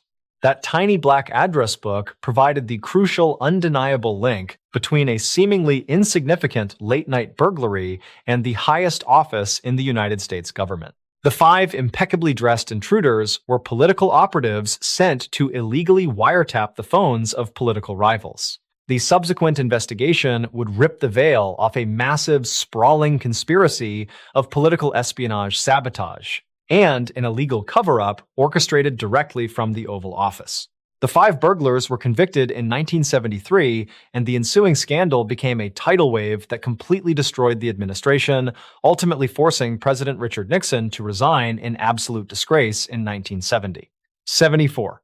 And all of it, the downfall of the most powerful man in the world, the exposure of a massive political machine, and the permanent alteration of American trust in the government, happened because a 24-year-old security guard making minimum wage decided to double-check a piece of tape on a basement door. It is absolutely terrifying when you really think about it. The most profound dangers, the things that can completely destroy your life or even the world around you, rarely announce themselves with a roar. They hide in the most mundane, ordinary details. A friendly coworker handing you a warm, comforting cup of tea, a traveler clearing their throat on a crowded bus, a beautifully painted wall in a brand new apartment building, or a tiny, insignificant piece of tape stuck to a door frame. Thank you so much for listening to today's stories. If you enjoyed this journey through the strange, dark, and mysterious, and you want to hear more terrifying true events, please make sure you have firmly secured that subscribe button and given the like button the attention it deserves. We release new stories every single week, bringing you the most unbelievable realities this world has to offer. Until next time, keep your eyes open, double-check your locks, and stay safe out there. See you soon. The rhythmic clacking sound of train wheels on steel tracks had provided the perfect moving cover for a mass murderer to slip quietly from town to town. But eventually, that constant frantic motion comes to an end. It is replaced by absolute stillness. A stillness like the air inside a quiet red brick house in a major city where the only sound echoing through the dark hallway is the slow, agonizing drip of a bathroom faucet and the weak, desperate cries of a child who has been completely forgotten.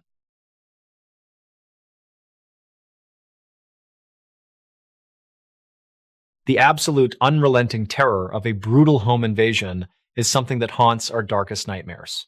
We lock our doors and pull our curtains closed, believing that the thick wooden walls of our homes are enough to keep the monsters out.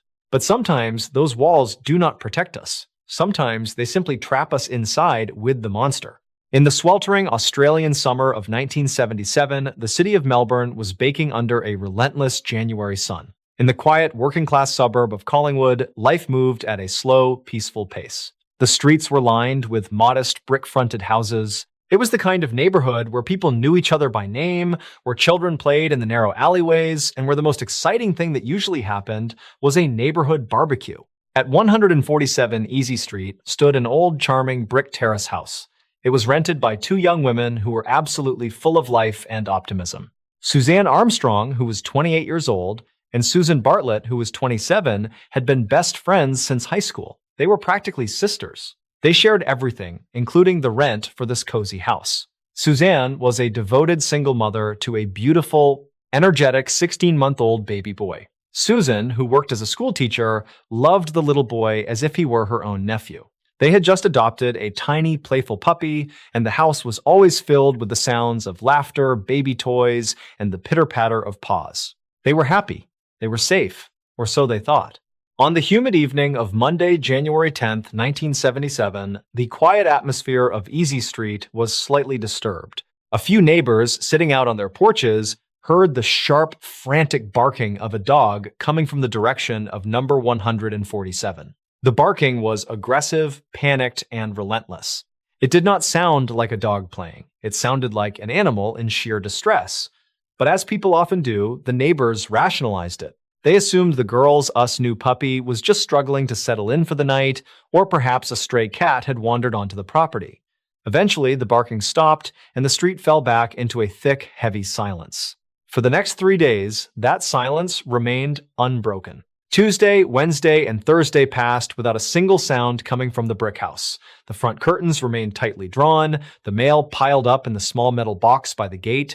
To the outside world, it simply looked like Suzanne and Susan had packed up the baby and the dog and gone away on a spontaneous summer holiday. But on the afternoon of Thursday, January 13th, a neighbor walking down the back alleyway noticed something strange. The girl's small puppy was wandering aimlessly in the dirt, looking confused, hungry, and completely unattended. Concerned, the neighbor picked up the dog and walked around to the front of 147 Easey Street. As they approached the front door, they noticed a handwritten note taped to the wood. The note read, "Lost dog, please keep if found." It was a strange, unsettling note. It lacked any contact information or the usual panic of a pet owner. But what was even more unsettling was what the neighbor heard when they pressed their ear against the closed front door. From deep inside the sweltering, locked house, there was a sound. It was incredibly faint, muffled by the heavy walls. It was the weak, raspy, rhythmic sobbing of a small child. Panic immediately set in. The neighbor began pounding on the door, shouting for Suzanne and Susan, but there was no answer. Only the continuous, desperate crying of the baby. The neighbor sprinted to a telephone and called the police. When the local Victoria police officers arrived, they quickly realized that all the doors and windows were locked tight from the inside. There were no signs of a forced entry at the front. They made their way around to the rear of the property and managed to pry open the back door. The moment the wooden door swung open, a wall of stifling, foul-smelling air hit them in the face. The heat inside the closed-up house was oppressive, but it was the metallic, coppery stench in the air that made the officers freeze in their tracks. They unholstered their weapons and stepped slowly into the dark hallway. What they found there was a scene of such unimaginable, chaotic violence that it would completely traumatize the veteran detectives for the rest of their lives. Lying in the narrow hallway in massive pools of dried dark blood were the bodies of Suzanne Armstrong and Susan Bartlett. The level of brutality inflicted upon the two young women was completely beyond human comprehension. They had been repeatedly and viciously attacked with a large, heavy blade.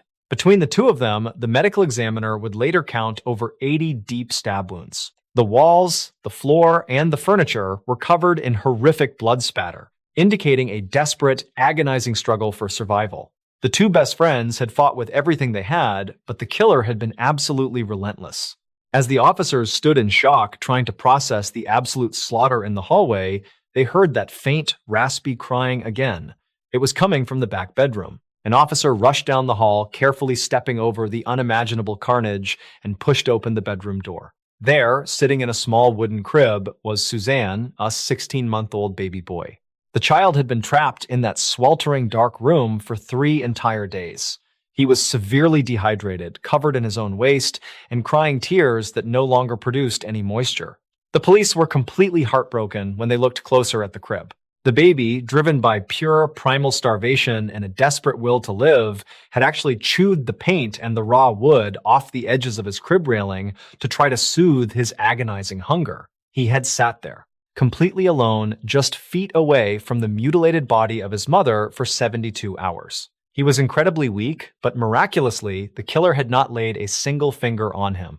The baby was immediately rushed to the hospital and physically recovered, though the psychological scars of what he endured in that house would be a lifelong burden.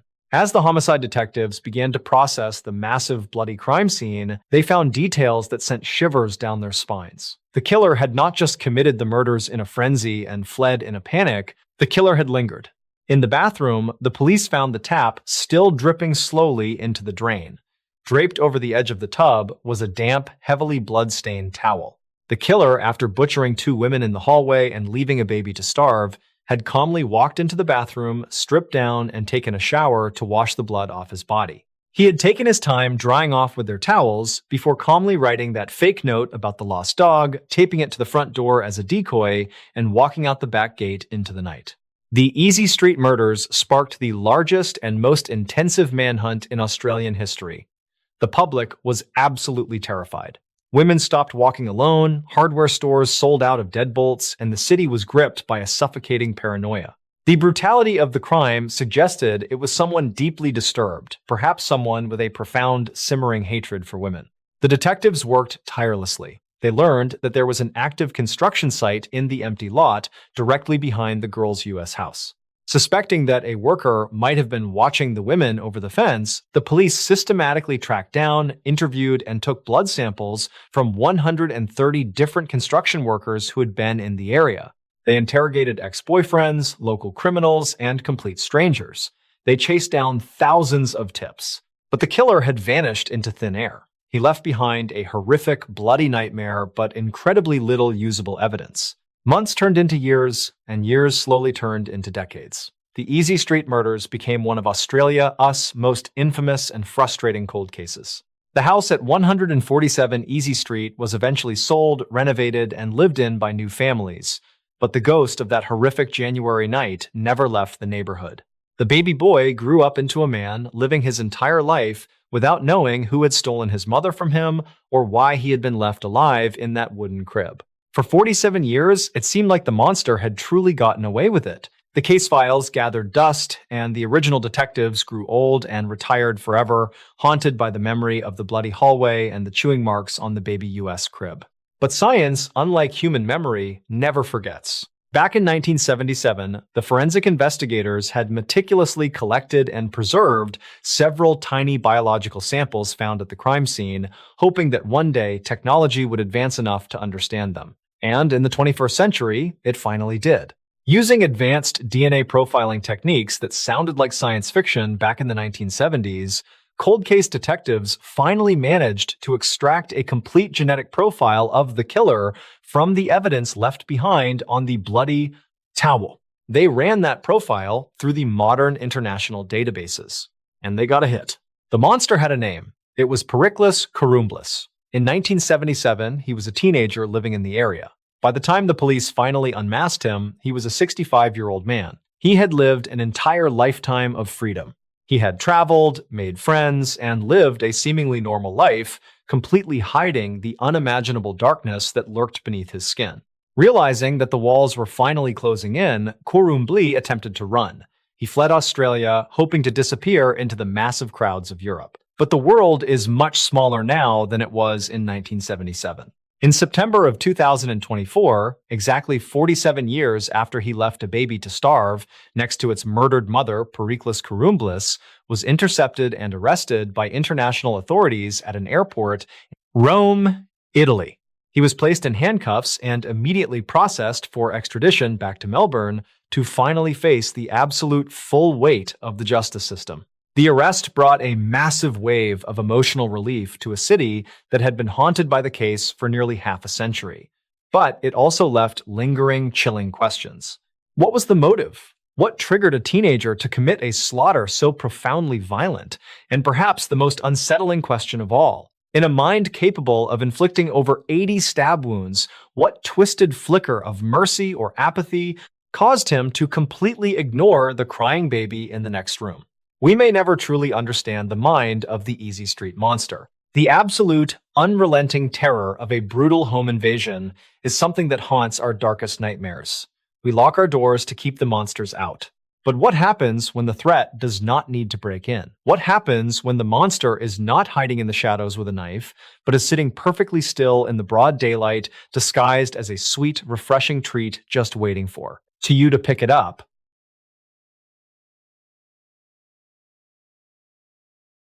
Japan in the 1970s was a society built upon an absolute, unshakable foundation of public trust. It was a place where you could accidentally leave a thick wallet on a park bench and return hours later to find it exactly where you left it, completely untouched. It was a culture that prided itself on order, respect, and communal safety. Part of that vibrant, incredibly safe public life was the omnipresence of vending machines. They were on every corner, softly glowing in the neon-lit streets of Tokyo and Osaka, dispensing everything from hot coffee to ice-cold sodas. They were a symbol of convenience and trust. But in the bitter winter of 1977, a phantom killer weaponized that very trust, turning the simplest, most innocent joy of daily life into a terrifying game of Russian roulette. In the early morning hours of Tuesday, January 4th, 1977, a 16-year-old high school student named Haruhiko Kawahara was walking home with a group of friends through the chilly streets of Tokyo. The holidays had just wrapped up, the air was freezing, and the boys were tired but in good spirits. As they passed a glowing public telephone booth, Haruhiko noticed something sitting on the small metal shelf right next to the phone. It was a classic heavy glass bottle of Coca-Cola. Haruhiko stopped and looked at it. The bottle was completely full. The iconic crimped metal crown cap was perfectly sealed in place. There was even a light layer of cold condensation clinging to the curved glass, making it look incredibly refreshing. In a society where crime was so low, finding an untouched, unopened soda on a phone booth did not trigger any alarm bells. To a thirsty 16-year-old boy, it did not look like a deadly trap. It just looked like a stroke of incredibly good luck. Perhaps someone had bought it from the vending machine just a few feet away, realized they did not have enough hands to carry it while making a phone call, and simply forgot it. Smiling at his good fortune, Haruhiko picked up the heavy glass bottle, slipped it into his bag, and continued the walk home. A few hours later, safe inside the warmth of his own house, Haruhiko decided to open his free drink. He grabbed a bottle opener, hooked it under the edge of the metal cap, and popped it off. It made the familiar, satisfying hiss of pressurized carbonation escaping. The dark caramel-colored liquid bubbled slightly at the rim, but as he brought the glass rim to his lips, there was a scent. It was not the sweet, sugary aroma of typical cola. It was a sharp, distinct chemical smell, highly reminiscent of bitter almonds. Unfortunately, Haruhiko was just a teenager. He did not recognize that the smell of bitter almonds is the universal biological warning sign of one of the most lethal substances on the planet, Brushing off the strange odor as maybe just a bad batch or expired syrup, he tilted his head back and took a massive thirsty gulp. The reaction was instantaneous and absolutely devastating. Haruhiko did not even have time to swallow properly. The moment the liquid hit his stomach lining, he violently collapsed to the floor. His hands shot to his throat. He began convulsing and vomiting uncontrollably. His family, hearing the horrific crash, rushed into the room and found the 16-year-old boy writhing in agony on the floor, gasping for air that his body could no longer process. The substance inside that Coca-Cola bottle was sodium cyanide. Cyanide is an incredibly fast-acting poison that essentially suffocates the body at a cellular level. It binds to the enzymes in your cells, completely preventing them from using oxygen. Within minutes, Haruhiko.US central nervous system completely shut down. Despite the frantic efforts of his family and the paramedics who rushed to the scene, Haruhiko Kawahara was pronounced dead. Initially, the police were baffled. They thought it might be a horrific, tragic accident or perhaps a highly targeted assassination. But a few weeks later, the terrifying truth emerged. It was not a targeted hit. It was a random, indiscriminate slaughter.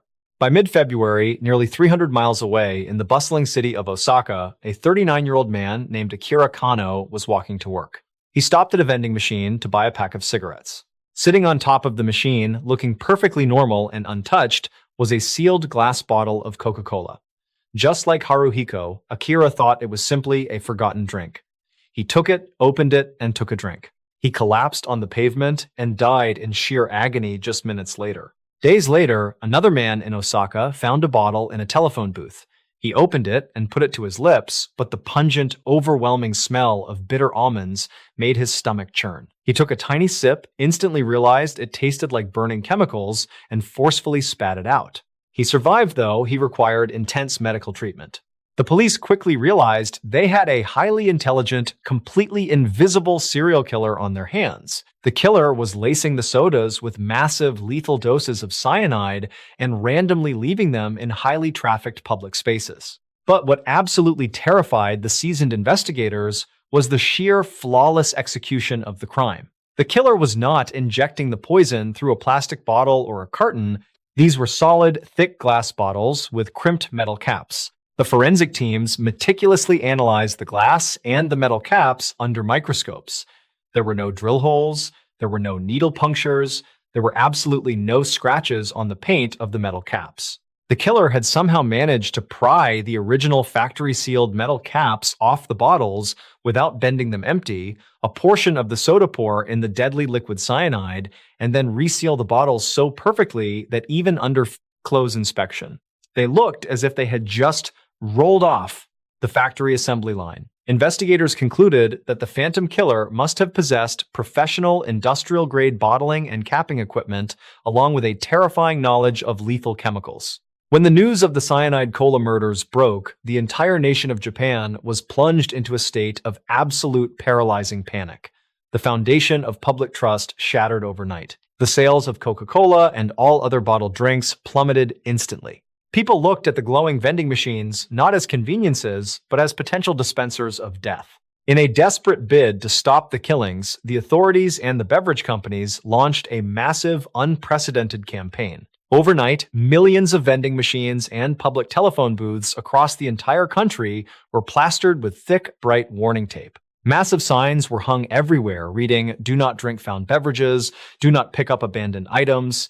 It was a heartbreaking visual representation of a society losing its innocence. The police chased down thousands of leads. They investigated chemical plant workers, disgruntled beverage company employees, and anyone who had access to industrial capping machines. But the killer left absolutely zero physical evidence behind.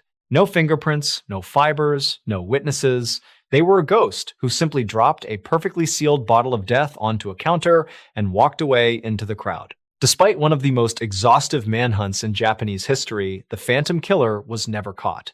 The horrific random nature of the crime left a permanent scar on the national psyche. And in 1992, exactly 15 years after Haruhiko Kawahara picked up that bottle on a cold winter night, the statute of limitations for the murders officially expired. The killer, whoever they were, was legally in the clear. They had committed the perfect, untraceable mass murder, turning the simple act of quenching one's thirst into a deadly gamble, and they walked away completely unpunished. Leaving a deadly, invisible trap out in the open, patiently waiting for a random, unlucky victim to stumble into it, is a truly terrifying concept. But there is something even more profoundly horrifying than a killer who waits, and that is a killer who actively seeks you out. A monster who does not hide behind a glass bottle, but instead walks right up to your front door, flashes a polite, educated smile, and steps inside to tie a specialized knot that you can never ever untie. The city of Pune, located in the western Indian state of Maharashtra, has long been celebrated as the Oxford of the East. In the 1970s, it was a serene academic hub filled with prestigious universities, quiet tree-lined avenues, and a deeply ingrained culture of intellect and art. It was a place where people respected their elders, where neighbors looked out for one another, and where violent crime was incredibly rare. But between January of 1976 and March of 1977, that peaceful facade was violently ripped away. A dark, suffocating blanket of terror descended upon the city, brought on by a group of killers who did not lurk in the shadows or hide their faces. Instead, they walked right up to the front door, knocked politely, and waited for you to invite them in. The monsters in this story were not hardened, desperate street criminals. They were 4 young, educated, middle-class men in their early 20s. Rajendra Jackal, Dilip Sutar, Shantaram Jagtap, and Munawar Shah were all senior students at the prestigious Abhinav Kala Mahavidyalaya, a highly respected college of fine arts. By day, they sat in sunlit studios, studying color theory, sketching beautiful portraits, and learning the delicate techniques of stretching canvas. They were artists, but when the sun went down, their desire for a lavish lifestyle, expensive alcohol, and the sheer twisted thrill of exerting absolute power over others turned them into something entirely different. They formed a deadly pact, deciding that the easiest way to fund their hedonistic nights was to simply take what they wanted from the wealthy citizens of Pune. Their methodology was a masterpiece of psychological manipulation and sheer brutality. They knew that breaking into a house through a window in the dead of night was risky and noisy. Instead, they relied on the innate hospitality of the Indian culture. They would choose a target, usually a large, prosperous-looking house, and walk up to the front door in the early evening. They would knock. When a family member answered the door, the 4 clean-cut, polite young students would smile. They might ask for directions, pretend to be conducting a college survey, or simply ask for a glass of water. It was a flawless disguise. The victims, seeing nothing but respectful young men, would inevitably open the door just a little bit wider. And in that split second, the polite smiles vanished. The 4 men would violently push their way inside, slamming and locking the heavy wooden door behind them. Before the stunned victims could even process what was happening, the students would draw long, sharp hunting knives, threatening to slit their throats if they made a single sound. The transition from a quiet family evening to an absolute nightmare was instantaneous. Once inside, the gang operated with chilling mechanical efficiency. They would force every member of the household into a single room. To ensure total silence, they would forcefully stuff thick wads of cloth deep into the victims' US mouths, securing them with heavy tape. Then, using strong nylon ropes they had brought with them in their art bags, they would tightly bind the victims' hands and feet behind their backs, rendering them completely helpless. At this point, the victims were entirely subdued. The 4 students were free to roam the house, ransack the safes, and steal all the cash and jewelry they wanted. They could have easily walked out the back door and vanished into the night, leaving the tied-up families to be discovered the next morning. But stealing was only part of the thrill. The true objective was the absolute, horrific exercise of power. Even though the victims posed absolutely no threat, the students would return to the room. They would pull out a separate, thinner length of tough nylon rope. One by one, they would wrap the rope around the necks of the terrified bound victims. They would tie a highly specific, complex knot, and then working together, they would pull the ends of the rope with all their combined strength, slowly and methodically strangling every single person in the room to death. They watched the life fade from the eyes of men, women, and teenagers, leaving no witnesses behind. The most infamous and heartbreaking of these attacks occurred on the night of December 1st, 1976. The gang targeted a beautiful bungalow on Bandarkar Road. The home belonged to Kashinath Abhyankar, a highly esteemed 88-year-old scholar and author who was practically a grandfather figure to the entire academic community. The four art students talked their way into the house. Within minutes, the elderly scholar, his 65-year-old wife, their middle-aged maid, and two visiting relatives were all gagged, hogtied, and brutally strangled to death on their own living room floor. When the police discovered the Abhyankar family massacre the next morning, the city of Pune erupted into absolute hysteria. 10 people had now been murdered in similar home invasions across the city. The police were under immense pressure, but they were completely baffled. The killers wore gloves, leaving no usable fingerprints. They wiped down the crime scenes. The only physical clues left behind were a set of motorcycle tire tracks pressed into the soft grass of the Abhyankar US front lawn and the murder weapons themselves, the nylon ropes left tightly coiled around the victims' US necks. The detectives intensely studied the nylon ropes. The knot used to strangle the victims was not a simple slip knot. It was an incredibly intricate, highly specialized binding knot that locked onto itself, ensuring that the harder the victim struggled, the tighter the rope became, making it impossible to loosen without cutting. The seasoned homicide detectives, consulting with military experts, concluded that this was the unmistakable signature of a highly trained professional. They began actively searching for a syndicate of seasoned assassins, ex-military commandos, or a sophisticated crime ring.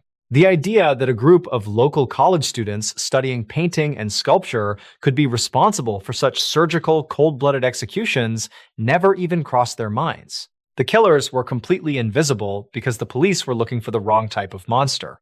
But arrogance is the ultimate downfall of every serial killer. By March of 1977, the gang had grown overly confident and incredibly reckless. They decided to pivot from home invasions to a kidnapping for ransom. They abducted a younger student named Anil Gokhale, who happened to be the brother of one of their former classmates. They demanded a massive ransom from his wealthy family.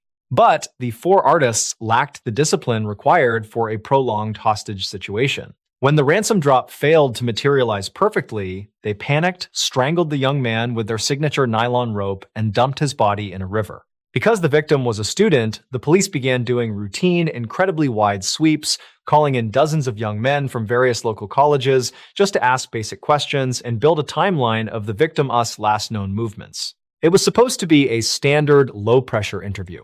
Rajendra, Jakal, Dilip, Sutar, Shantaram, Jagtap, and Munawar Shah were among the dozens called into the station.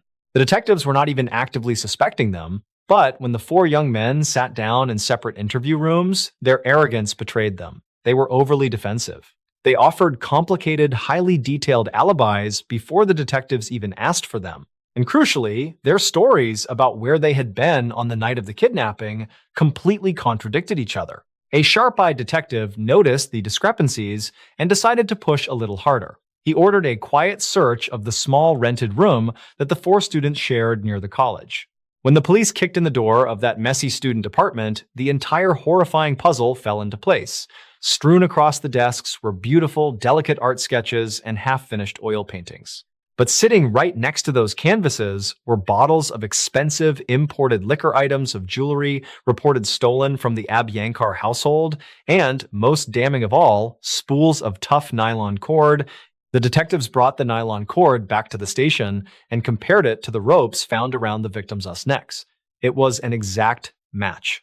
But the ultimate chilling twist, the realization that made the detectives' blood run cold, came when they finally understood the nature of the signature knot. They brought in an art professor from the college to look at the knot. The professor immediately recognized it. It was not a military knot. It was not a knot used by professional assassins or sailors.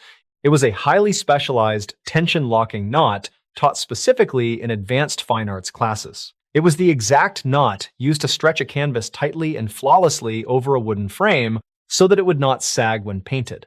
The killers had taken a technique meant to create beautiful, enduring works of art and twisted it into an instrument of absolute, agonizing death. The four students were arrested and charged with 10 counts of murder. The trial was a media sensation, shattering the innocence of the city. The public could not comprehend how four educated young men who spent their days painting beautiful landscapes could spend their nights slaughtering the elderly. Despite their attempts to appeal, the evidence was insurmountable. Rajendra, Jakal, Dilip, Sutar, Shantaram, Jagtap, and Munawar Shah were all sentenced to death. On November 27, 1983, all 4 men were hanged at the Yerwada Central Jail, taking their final breaths at the end of a rope, a fitting karmic end for the canvas killers of Pune. If a complex physical knot tied by human hands was the piece of evidence that finally dragged those monsters out of the shadows, then sometimes the instrument of justice is far less tangible. Sometimes it is not a piece of rope or a bloody fingerprint that tears down the shiny, impenetrable facade of the criminal underworld. Sometimes all it takes is a flimsy, invisible thread, a hesitant, trembling voice echoing through a public telephone line to bring a billionaire crashing down to earth.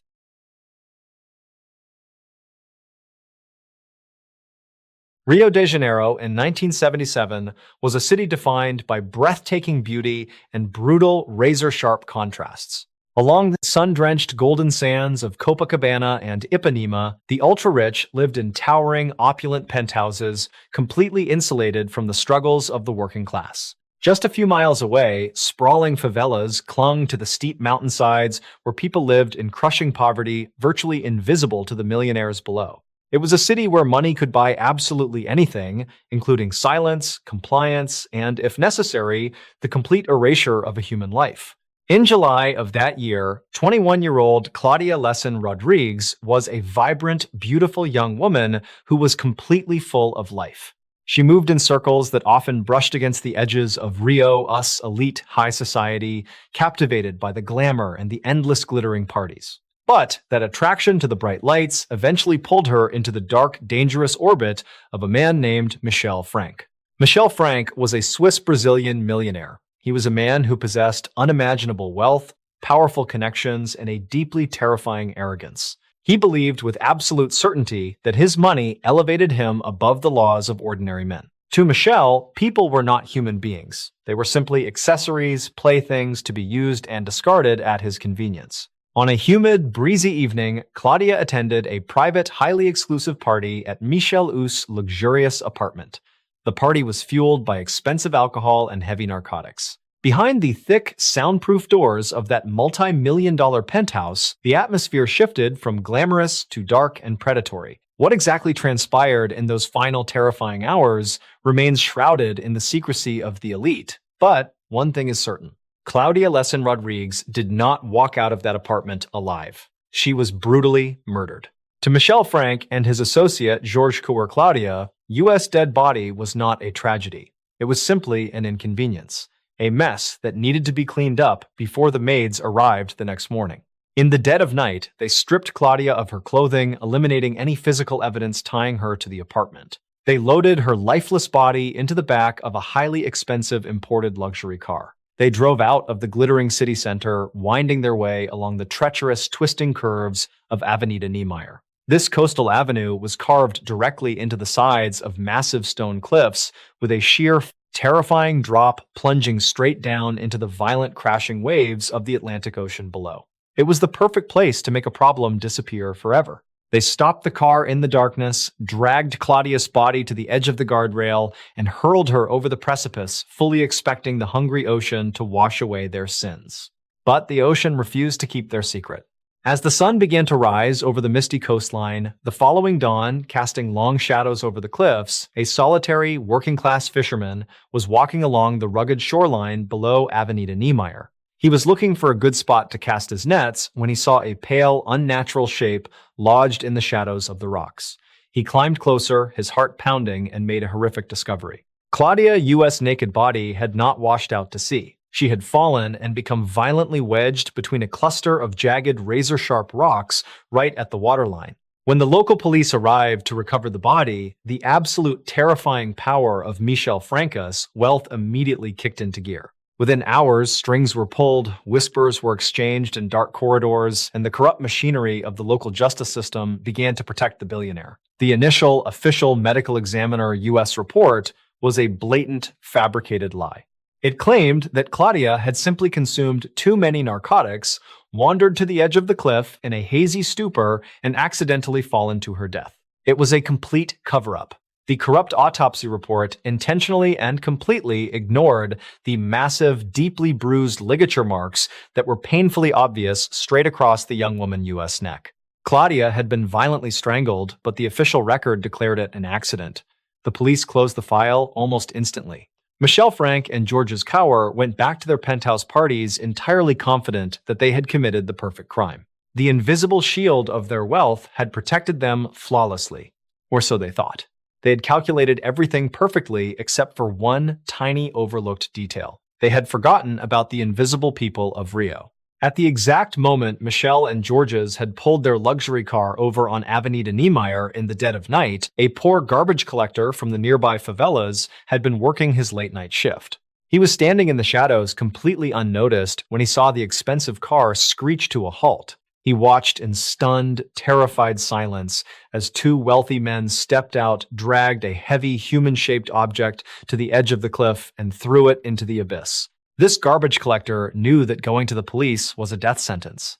The police worked for the rich, and a poor laborer from the slums would either be ignored or, worse, framed for the crime itself to tie up loose ends. But the horrific image of that body falling through the darkness haunted him. He could not sleep. He could not eat. The heavy burden of the truth was eating him alive.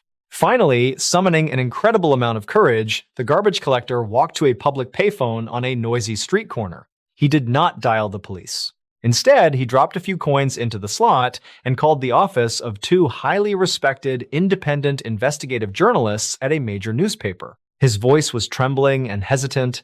He refused to give his name, terrified for his life, but he gave the journalists everything else. He perfectly described the make, model, and color of the expensive imported car. He described the time, the exact location on the cliffside, and the physical appearance of the two men. That single fragile thread of information was all the journalists needed. They began digging with relentless determination.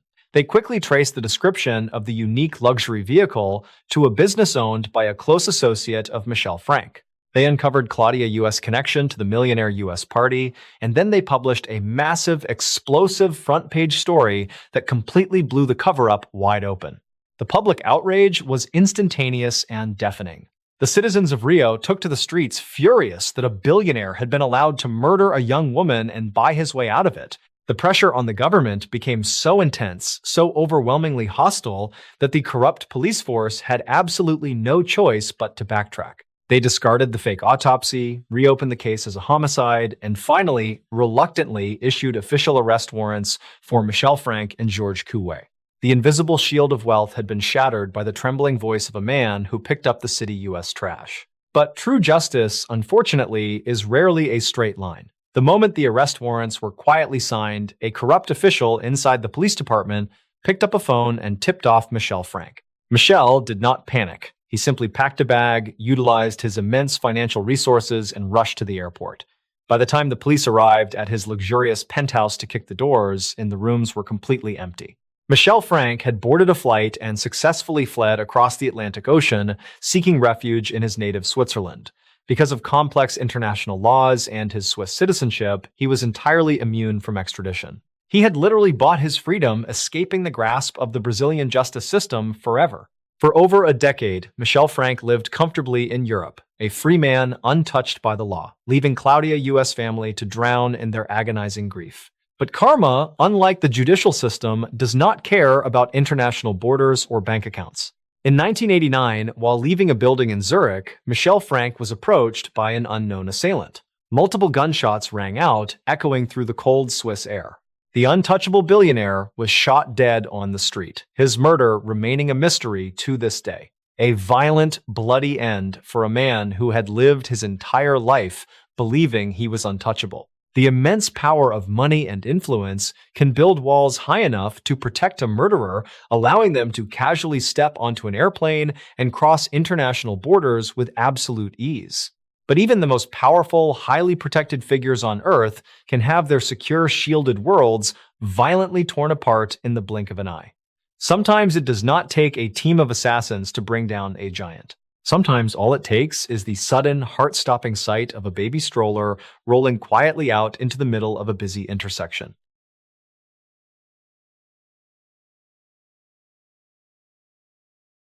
In the autumn of 1977, West Germany was a nation gripped by an invisible, suffocating paranoia. It was a period of such intense, relentless political violence and terror that history would forever remember it as the German Autumn. The threat did not come from a foreign army or an invading force, but from a homegrown, highly organized, radical militant group known as the Red Army faction. These extremists had declared an absolute, merciless war on the West German establishment, carrying out bombings, bank robberies, and targeted assassinations. Their primary targets were the highest-ranking politicians, bankers, and industrialists in the country, individuals they viewed as the corrupt architects of a capitalist regime. To survive in this terrifying climate, the nation, U.S. elite, insulated themselves in fortresses of armored steel, traveling with heavy security details, and living completely behind bulletproof glass. Hans Martin Schleyer, the 62-year-old president of the National Employers Association, was arguably one of the most powerful, influential, and heavily protected men in the Republic. As a high-profile industrialist, he knew with absolute certainty that he was a prime target for the Red Army faction. Consequently, he never traveled anywhere without a dedicated, heavily armed security detail. His daily commute was not just a drive, it was a highly orchestrated, tactical military operation. He rode in the back seat of a massive, heavily armored Mercedes-Benz, driven by a highly trained chauffeur. This primary vehicle was always closely shadowed by a secondary car, a Mercedes sedan packed with elite, heavily armed police officers trained to respond to any threat with overwhelming lethal force. Schleyer firmly believed that this mobile fortress was impenetrable. He believed that as long as the wheels kept turning and his drivers stayed vigilant, he was completely safe from the chaos engulfing the country. But on the late afternoon of Monday, September 5th, 1977, the Red Army faction proved that even the most heavily armored, well-defended convoy has a fatal, deeply human weakness. It was just after 5:30 in the evening. Schleyer, us convoy, had just left his office in Cologne and was navigating the quiet, narrow, one-way streets of a peaceful residential neighborhood. The route was heavily vetted and meant to be secure. The trees lining the street cast long shadows in the late afternoon sun. As the heavy armored Mercedes approached a blind, narrow intersection, a young woman pushing a baby stroller suddenly stepped off the sidewalk. She pushed the pram directly into the exact center of the narrow street. Then, with chilling, terrifying calmness, she simply let go of the handle and quickly walked away, leaving the baby stroller sitting completely stationary right in the unavoidable path of the approaching convoy. Human instinct is an incredibly powerful, inescapable reflex. Even highly trained tactical drivers are completely bound by it. Seeing a baby stroller abandoned in the middle of the road, Schleyer, us chauffeur, instantly panicked and slammed his foot violently onto the brakes. The massive, heavy Mercedes screeched to a sudden, jarring halt, the tires burning against the asphalt. The police escort vehicle, following incredibly closely behind to prevent anyone from cutting into the convoy, had absolutely no time to react to the sudden stop. The second car slammed brutally into the rear bumper of Schleyer, us Mercedes. The heavy impact instantly disabled both vehicles, locking their bumpers together in the middle of the narrow one-way street. There was no room to drive forward, no room to throw the cars into reverse, and absolutely no room to turn around. In a matter of 2 seconds, the impenetrable mobile fortress had been perfectly, flawlessly paralyzed. Before the stunned, shaken police officers could even comprehend what had just happened, let alone unholster their weapons, the trap was fully sprung. The woman who had pushed the baby stroller suddenly turned around, reached under her coat, and pulled out 2 submachine guns. At the exact same moment, the rear doors of a yellow van parked discreetly on the side of the street were thrown open, and 3 masked men armed with automatic assault rifles poured out into the street. The militants had planned this ambush for months, and what followed was a deafening, terrifying eruption of absolute, overwhelming slaughter. The attackers did not issue demands, they did not shout warnings, they simply surrounded the trapped convoy and opened fire with completely ruthless mechanical precision. Over the course of the next 90 seconds, a staggering 119 bullets tore through the air, ripping violently into the metal and glass of the 2 vehicles. The noise was absolutely deafening. A relentless roar of automatic gunfire echoing off the brick walls of the quiet residential homes. The bullets shredded the police vehicle. Schleyer, U.S. driver, and the 3 police officers in the escort car were completely decimated, killed before they could even fire a single coherent shot in return to defend themselves. When the thick smoke finally cleared and the ringing in the air ceased, the street was completely silent, littered with exactly 119 smoking brass casings. The bulletproof glass of the Mercedes was completely shattered, riddled with deep holes and spiderweb cracks. The bodies of the 4 security personnel lay bleeding heavily in the front seats. But miraculously, sitting in the back seat, Hans-Martin Schleyer was completely physically untouched. The masked militants violently ripped the heavy car door open. They yanked the 62-year-old industrialist out of the blood-soaked Mercedes, shoved his face down into the back of their white getaway van, and sped away into the fading evening light, leaving a scene of absolute, horrifying carnage behind them. When emergency responders and police finally swarmed the street minutes later, they cautiously approached the baby stroller that had been used to stop the convoy. They lifted the blanket, fully expecting a tragedy, only to find that it was completely empty. There was no baby. It was nothing but a brilliant, highly manipulative, and utterly devastating tactical prop. The kidnapping of Hans-Martin Schleyer instantly plunged the West German government into an unprecedented, paralyzing national crisis. Within hours, the Red Army faction released a photograph to the press that sent absolute shockwaves across the entire globe.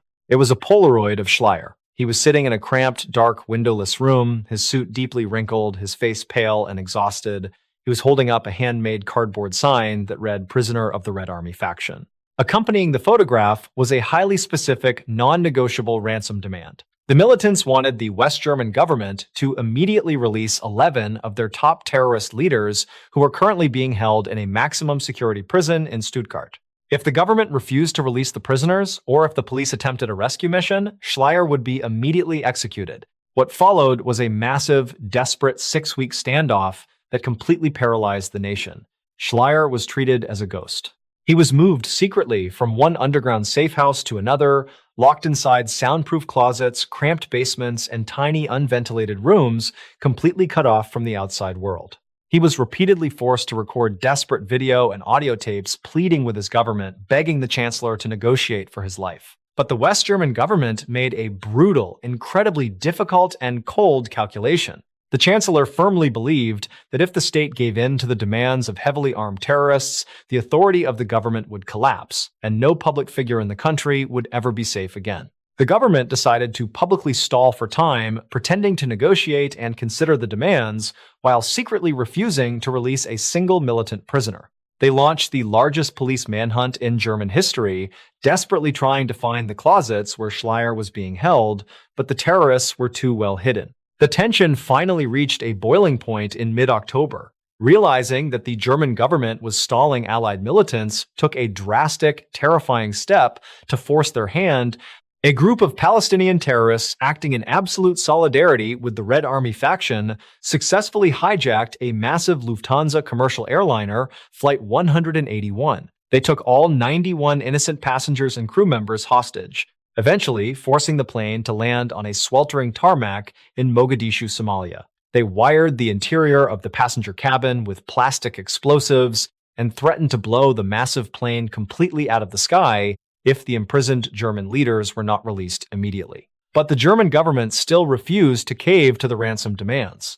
Instead of releasing the prisoners, they sent a highly elite, specialized anti-terror military unit known as GSG-9. In a daring, perfectly executed midnight raid on the tarmac in Mogadishu, the special forces breached the doors of the hijacked plane, threw in stun grenades, and shot the terrorists dead in a matter of seconds. They successfully rescued every single one of the 91 hostages without losing a single passenger. When the news of the incredibly successful, miraculous rescue mission in Mogadishu reached West Germany, it was the final devastating blow for the terrorists. The imprisoned leaders of the Red Army faction, listening to smuggled transistor radios in their maximum security cells, realized that their massive coordinated plot had completely failed. The government had not broken. That very night, rather than spend the rest of their lives behind bars, the imprisoned leaders committed coordinated suicides in their prison cells. The retaliation for this total failure was absolutely swift, completely devoid of mercy, and heartbreaking. On October 18th, exactly 43 days after he was violently ripped from his armored convoy in Cologne, Hans-Martin Schleyer was taken out of a secret closet for the last time. He was driven to a desolate, quiet stretch of woods near the French border. He was forced out of the vehicle and made to kneel in the dirt. Without a single word, his captors fired 3 bullets directly into the back of his head. His lifeless body was callously lifted and stuffed into the tight, dark trunk of a green Audi. The militants drove the car across the border and abandoned it in a random, quiet parking lot in Mulhouse, France. It was a tragic, undignified end for one of the most powerful men in Europe. To this day, despite decades of exhaustive investigations, forensic analysis, and the eventual capture of many militants, the surviving members of the Red Army faction have maintained a strict, impenetrable code of silence. They have never once revealed the identity of the specific person who pulled the trigger and ended Schleyer U.S. life in those woods. A heavily armored Mercedes convoy, ambushed, trapped, and utterly decimated in the middle of a quiet city street, was more than enough to send a wave of absolute paralyzing terror across the entire European continent. The idea that a powerful man could be violently ripped from his secure metal fortress and eventually executed in the dark trunk of a car was a deeply terrifying realization. But imagine how much more terrifying, how much more chaotic and utterly suffocating that panic would be if the metal fortress was not a stationary car stuck in a neighborhood intersection. Imagine if that massive metal fortress was a heavy industrial machine hurtling across the open countryside, packed with completely innocent people, completely isolated from the outside world, with every single window heavily sealed shut to permanently block out the light of the sun.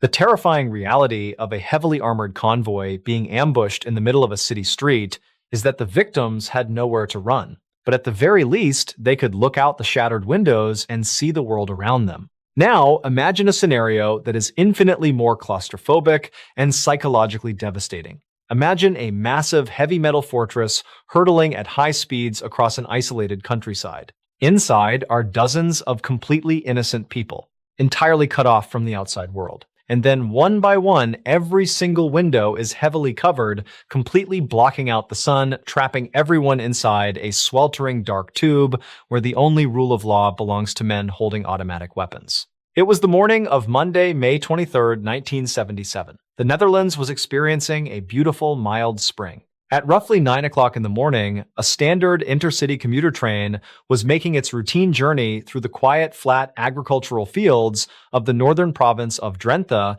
near the tiny village of Punt. On board were 54 passengers. They were ordinary people reading the morning news, looking out at the passing green fields, and sipping coffee on their way to work or school. It was a picture of absolute, mundane tranquility. Suddenly, the peaceful rhythm of the train tracks was violently interrupted. A deafening screech of metal grinding against metal tore through the carriages as the emergency brake was violently pulled.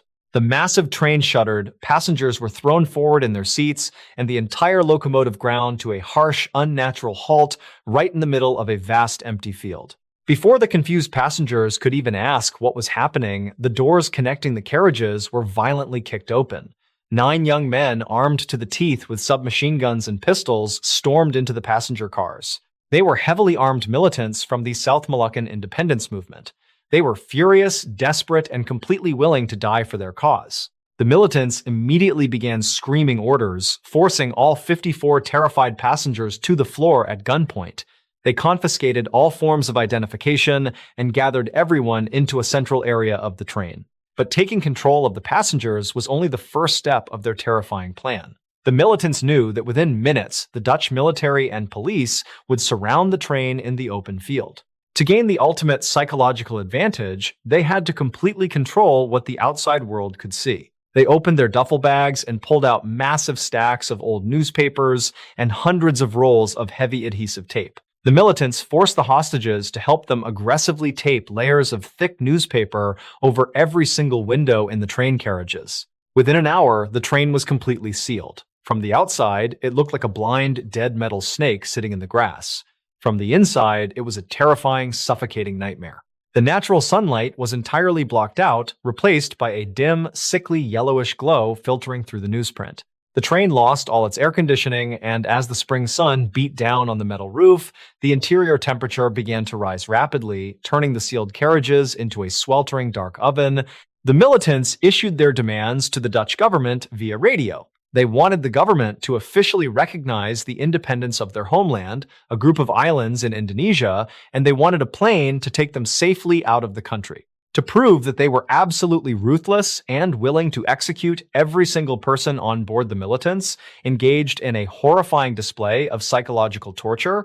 When police negotiators tried to approach the train with a megaphone to initiate talks, the militants grabbed a random hostage from the sweltering floor. They tied a thick, heavy rope noose tightly around the terrified passenger U.S. neck. They dragged the hostage to the heavy metal doors of the train, shoved the doors open, and physically pushed the crying victim out onto the exterior steps, letting them dangle dangerously close to the edge. The militants stood behind the hostage, pressing the cold barrel of a loaded gun against their head, screaming that if the police took one more step, they would kick the passenger off the steps and hang them in broad daylight. The police, completely paralyzed by the horrific threat, were forced to retreat. What followed was a grueling, agonizing standoff that lasted for an unimaginable 20 days. For nearly 3 weeks, 54 innocent people were forced to live, sleep, and cry on the filthy floor of a sweltering, unventilated metal tube. The heat inside the heavily taped carriages was unbearable. The smell of unwashed bodies, overflowing toilets, and sheer raw fear permeated every inch of the train. The hostages were pushed to the absolute edge of human endurance. Suffering from severe dehydration, heat exhaustion, and crippling psychological breakdowns, they lived every single second believing that a bullet was going to end their lives. As the days dragged on, the Dutch government realized that the negotiations had completely stalled. The militants were becoming increasingly erratic and violent. The authorities knew with absolute certainty that if they did not act, the militants would start executing the hostages one by one. They had to launch a rescue mission. But launching a tactical assault on a train sitting in a wide-open field is considered a logistical nightmare for special forces. A train is a fatal funnel. If the Dutch Marines simply ran across the open grass toward the carriages, the militants inside would hear them coming, see their shadows through the newspaper, and have more than enough time to murder dozens of hostages before the doors were ever breached. The military needed a way to approach the train completely undetected, or they needed a distraction so overwhelmingly massive that it would completely paralyze the militants inside. They opted for the massive distraction, and they found it in the form of military aviation. The Dutch armed forces called in 6 F-104 starfighter jets. These were massive, incredibly loud supersonic fighter planes. The plan was totally unprecedented in the history of hostage rescue operations. On the early morning of Saturday, June 11th, exactly 20 days into the horrific standoff, the sky above the flat Dutch countryside was beginning to turn a pale gray. Inside the train, the hostages and the militants were exhausted, drifting in and out of a restless, humid sleep. Suddenly, at exactly 5 minutes to 5 in the morning, the horizon completely erupted. The 6 starfighter jets came screaming out of the dawn sky, flying at an incredibly low altitude, skimming just above the treetops. They flew in a tight formation directly over the roof of the hijacked train, engaging their afterburners. The result was an earth-shattering, apocalyptic wall of sound. The supersonic shockwave slammed into the metal train with the force of a bomb. The noise was so incredibly deafening, so physically overwhelming, that it shook the ground, rattled the windows, and completely disrupted the electrical grid in the surrounding area. Inside the train, the effect was absolutely devastating. The deafening roar of the jet engines created an instant paralyzing shock to the human nervous system. The militants, completely caught off guard by the unimaginable noise and the violent shaking of the train, dropped their weapons to cover their ears. For exactly 2 crucial, agonizing seconds, they were completely disoriented, deafened, and frozen in pure panic. 2 seconds was all the Dutch Marines needed. Under the deafening cover of the jet engine's elite counterterrorism units, who had crawled through the tall grass in the dark, suddenly sprang up. They slapped high-explosive breaching charges onto the heavy metal doors of the train and detonated them. The explosions blew the doors completely off their hinges, tearing away the layers of newspaper and instantly flooding the dim, suffocating carriages with blinding tactical lights and heavily armed soldiers. What followed was a chaotic, hyper-violent, and incredibly intense firefight inside the narrow confines of the train. In the span of just a few minutes, an estimated 15,000 rounds of ammunition were fired. The noise inside the metal tube was absolute insanity, a deadly crossfire of submachine guns and assault rifles. The Marines moved with ruthless precision, shouting for the hostages to stay flat on the floor as they engaged the militants in point-blank combat. When the deafening roar of the gunfire finally ceased, the train was completely filled with thick, choking white smoke.